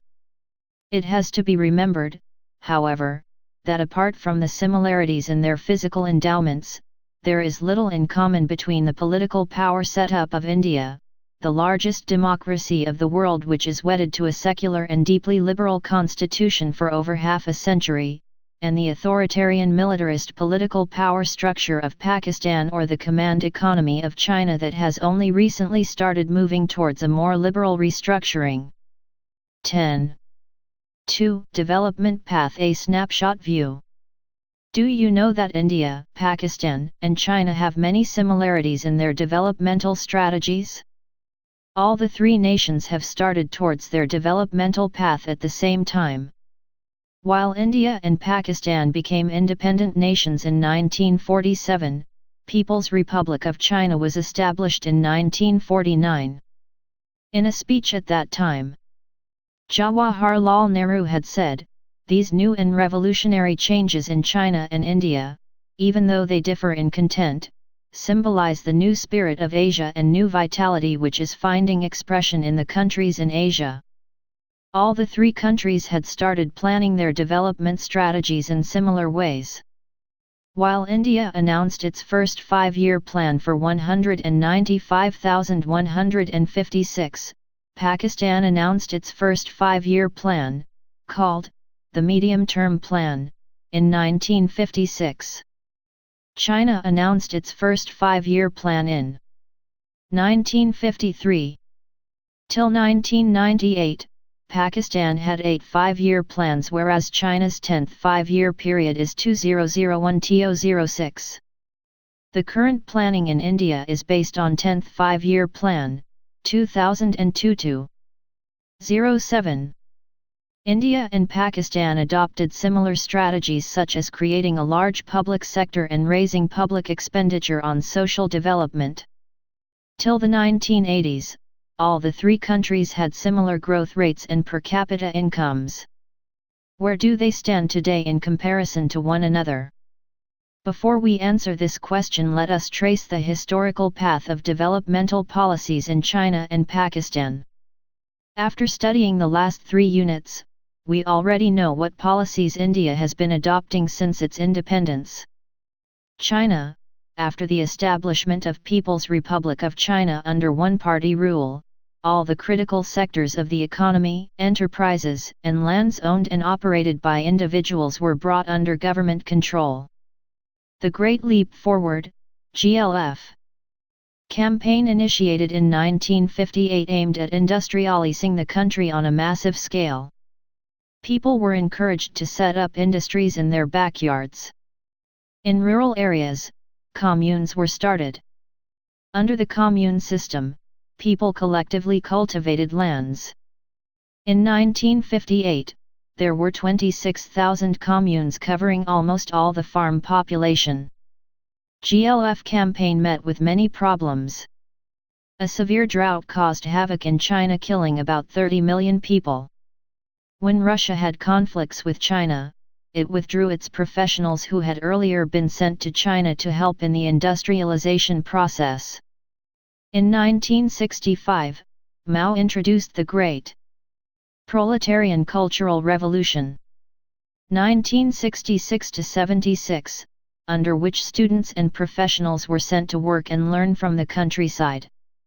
The present-day fast industrial growth in China can be traced back to the reforms introduced in 1978. China introduced reforms in phases. In the initial phase, reforms were initiated in agriculture, foreign trade, and investment sectors. In agriculture, for instance, commune lands were divided into small plots which were allocated, for use not ownership, to individual households. They were allowed to keep all income from the land after paying stipulated taxes. In the later phase, reforms were initiated in the industrial sector. Private sector firms, in general, and township and village enterprises, i.e. those enterprises which were owned and operated by local collectives, in particular, were allowed to produce goods. At this stage, enterprises owned by government, known as state-owned enterprises (SOEs), which we, in India, call public sector enterprises, were made to face competition. The reform process also involved dual pricing. This means fixing the prices in two ways. Farmers and industrial units were required to buy and sell fixed quantities of inputs and outputs on the basis of prices fixed by the government, and the rest were purchased and sold at market prices. Over the years, as production increased, the proportion of goods or inputs transacted in the market was also increased. In order to attract foreign investors, special economic zones were set up. Pakistan, while looking at various economic policies that Pakistan adopted, you will notice many similarities with India.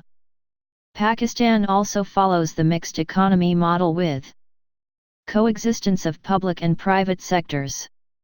In the late 1950s and 1960s, Pakistan introduced a variety of regulated policy framework for import substitution industrialization. The policy combined tariff protection for manufacturing of consumer goods together with direct import controls on competing imports. The introduction of Green Revolution led to mechanization and increase in public investment in infrastructure in select areas, which finally led to a rise in the production of food grains. This changed the agrarian structure dramatically.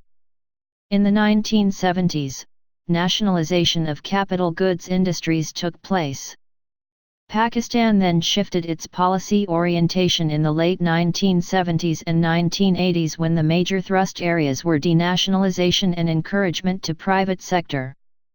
During this period, Pakistan also received financial support from Western nations and remittances from continuously increasing outflow of emigrants to the Middle East.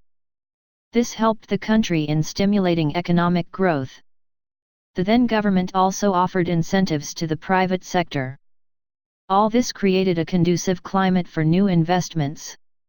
In 1988, reforms were initiated in the country. Having studied a brief outline of the developmental strategies of China and Pakistan, let us now compare some of the developmental indicators of India, China, and Pakistan. 10.3 Demographic indicators. If we look at the global population, out of every 6 persons living in this world, one is an Indian and another Chinese. We shall compare some demographic indicators of India, China, and Pakistan. The population of Pakistan is very small and accounts for roughly about 1/10 of China or India. Though China is the largest nation among the three, its density is the lowest, though geographically it occupies the largest area. Table 10.1 also shows the population growth as being highest in Pakistan, followed by India and China. Scholars point out the one-child norm introduced in China in the late 1970s as the major reason for low population growth. They also state that this measure led to a decline in the sex ratio, the proportion of females per 1,000 males. However, from the table, you will notice that the sex ratio is low and biased against females in all the three countries. Scholars cite son preference prevailing in all these countries as the reason. In recent times, all the three countries are adopting various measures to improve the situation. One-child norm and the resultant arrest in the growth of population also have other implications. For instance, after a few decades, in China, there will be more elderly people in proportion to young people. This will force China to take steps to provide social security measures with fewer workers. The fertility rate is also low in China and very high in Pakistan. Urbanization is high in both Pakistan and China, with India having 28% of its people living in Indiana urban areas. 10.4 Gross domestic product sectors. One of the much talked issues around the world about China is its growth of gross domestic product. China has the second largest GDP, PPP, of $7.2 trillion, whereas India's GDP, PPP, is $3.3 trillion and Pakistan's GDP is roughly about 10% of India's GDP. When many developed countries were finding it difficult to maintain a growth rate of even 5%, China was able to maintain near double-digit growth for more than 2 decades, as can be seen from Table 10.2. Also notice that in the 1980s Pakistan was ahead of India, China was having double-digit growth and India was at the bottom. In the 1990s, there is a marginal decline in India and China's growth rates, whereas Pakistan met with drastic decline at 3.6%. Some scholars hold the reform processes introduced in 1988 in Pakistan and political instability as the reason behind this trend.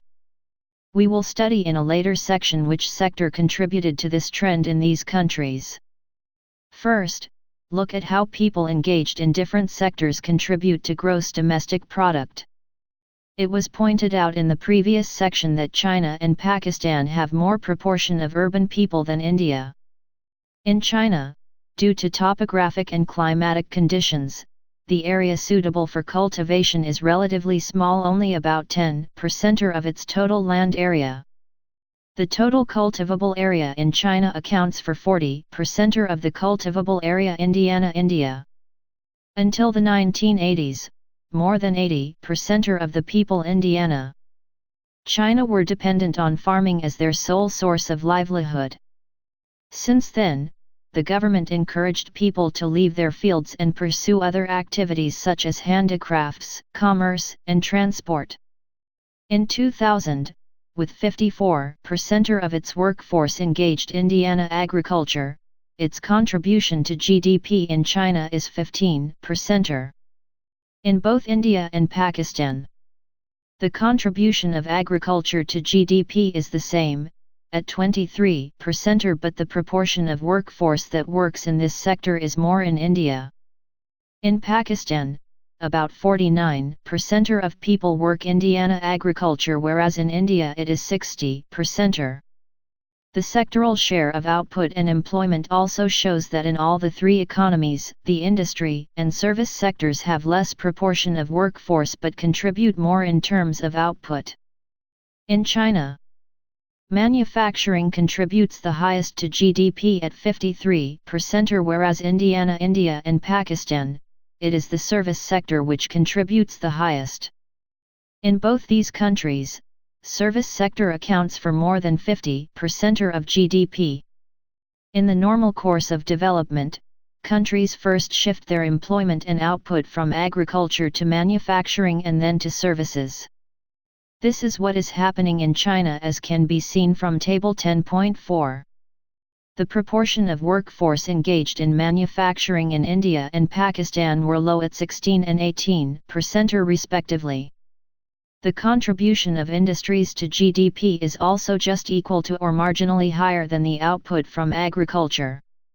In India and Pakistan, the shift is taking place directly to the service sector. Thus, in both India and Pakistan, the service sector is emerging as a major player of development. It contributes more to GDP and, at the same time, emerges as a prospective employer. If we look at the proportion of workforce in THE 1980s, Pakistan was faster in shifting its workforce to service sector than India and China.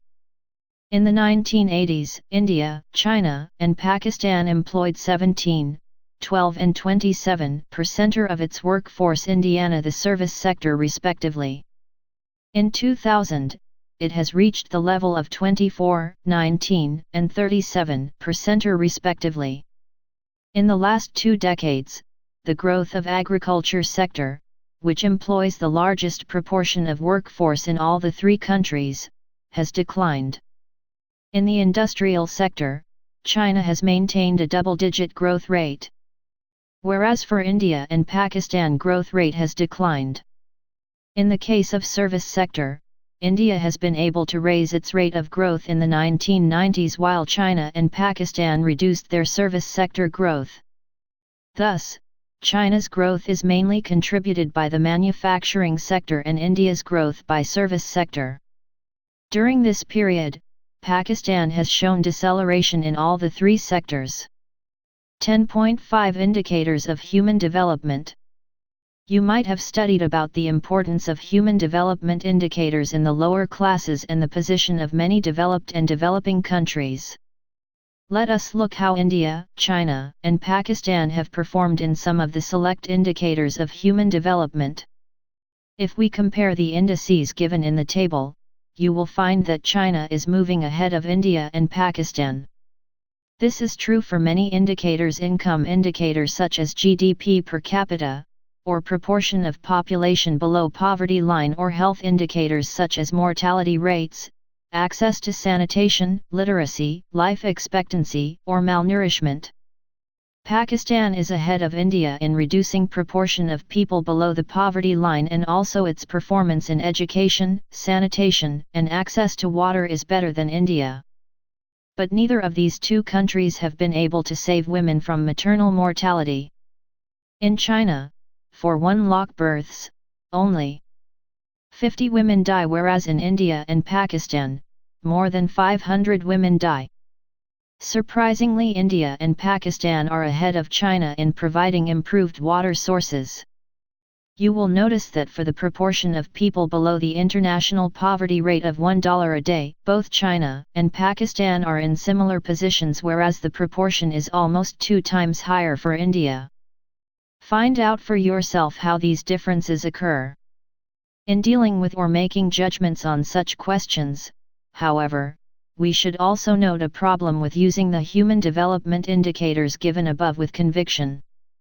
This occurs because these are all extremely important indicators, but these are not sufficient. Along with these, we also need what may be called liberty indicators. One such indicator has actually been added as a measure of the extent of democratic participation in social and political decision-making, but it has not been given any extra weight. Some obvious liberty indicators, like measures of the extent of constitutional protection given to rights of citizens, or the extent of constitutional protection of the independence of the judiciary and the rule of law, have not even been introduced so far. Without including these, and perhaps some more, and giving them overriding importance in the list, the construction of a human development index may be said to be incomplete and its usefulness limited. 10.6 Development Strategies and Appraisal. It is common to find developmental strategies of a country as a model to others for lessons and guidance for their own development. It is particularly evident after the introduction of the reform process in different parts of the world. In order to learn from economic performance of our neighboring countries, it is necessary to have an understanding of the roots of their successes and failures. It is also necessary to distinguish between, and contrast, the different phases of their strategies. Though different countries go through their development phases differently, let us take the initiation of reforms as a point of reference. We know that reforms were initiated in China in 1978, Pakistan in 1988 and India in 1991. Let us briefly assess their achievements and failures in pre- and post-reform periods. Why did China introduce structural reforms in 1978?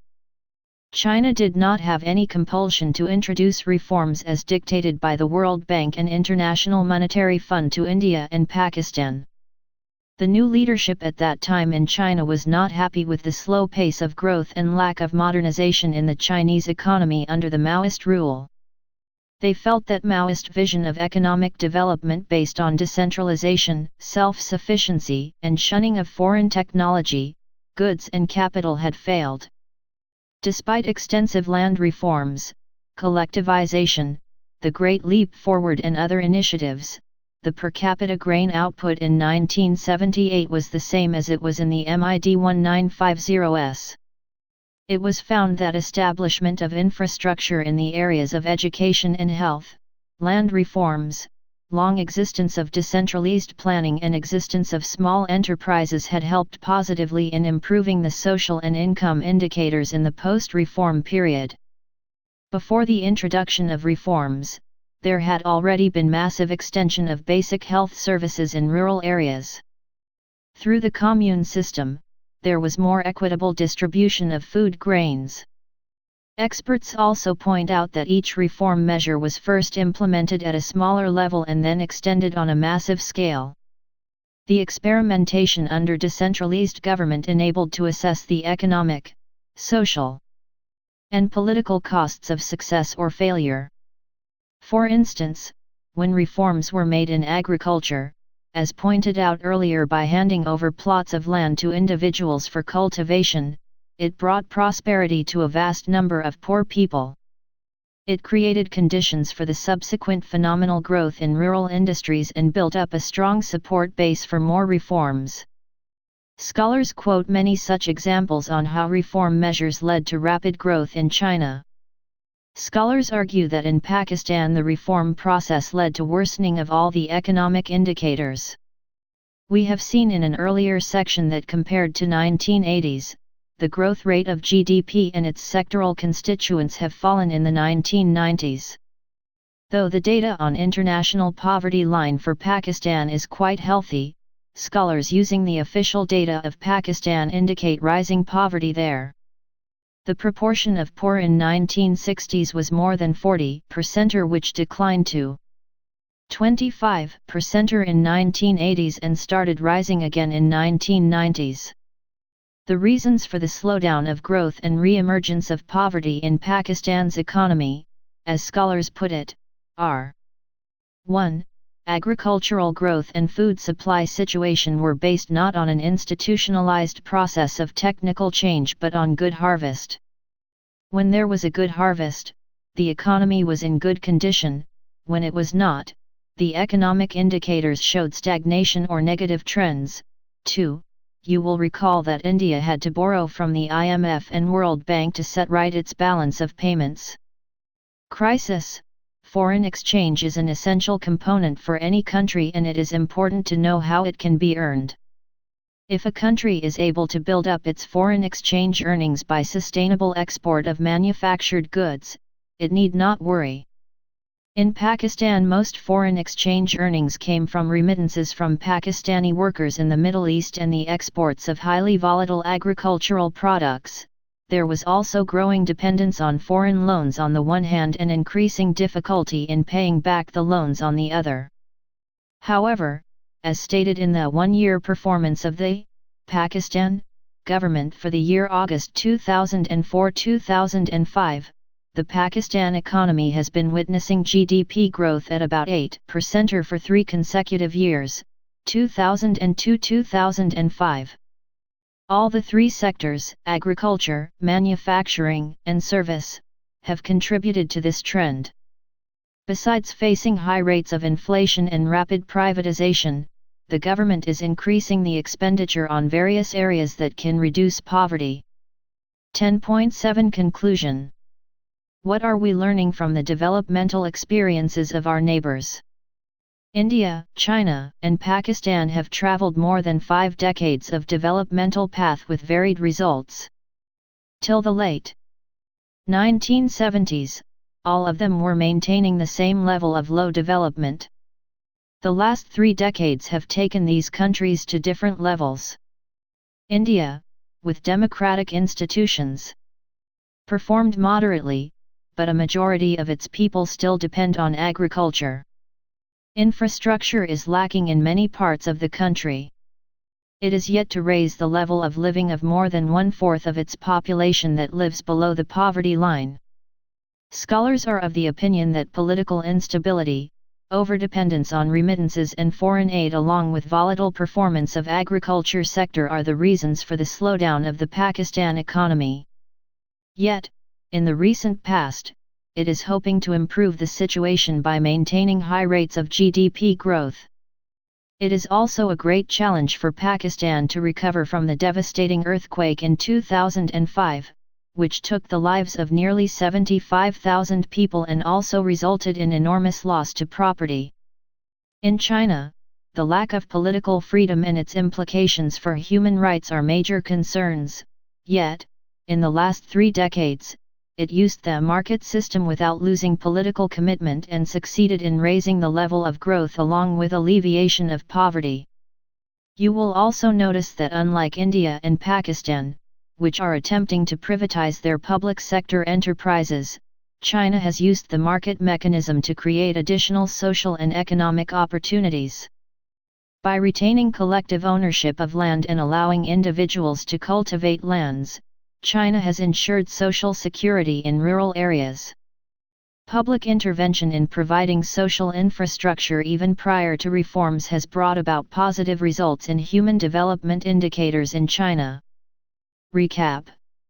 With the unfolding of the globalization process, developing countries are keen to understand the developmental processes pursued by their neighbors as they face competition from developed nations as also amongst themselves.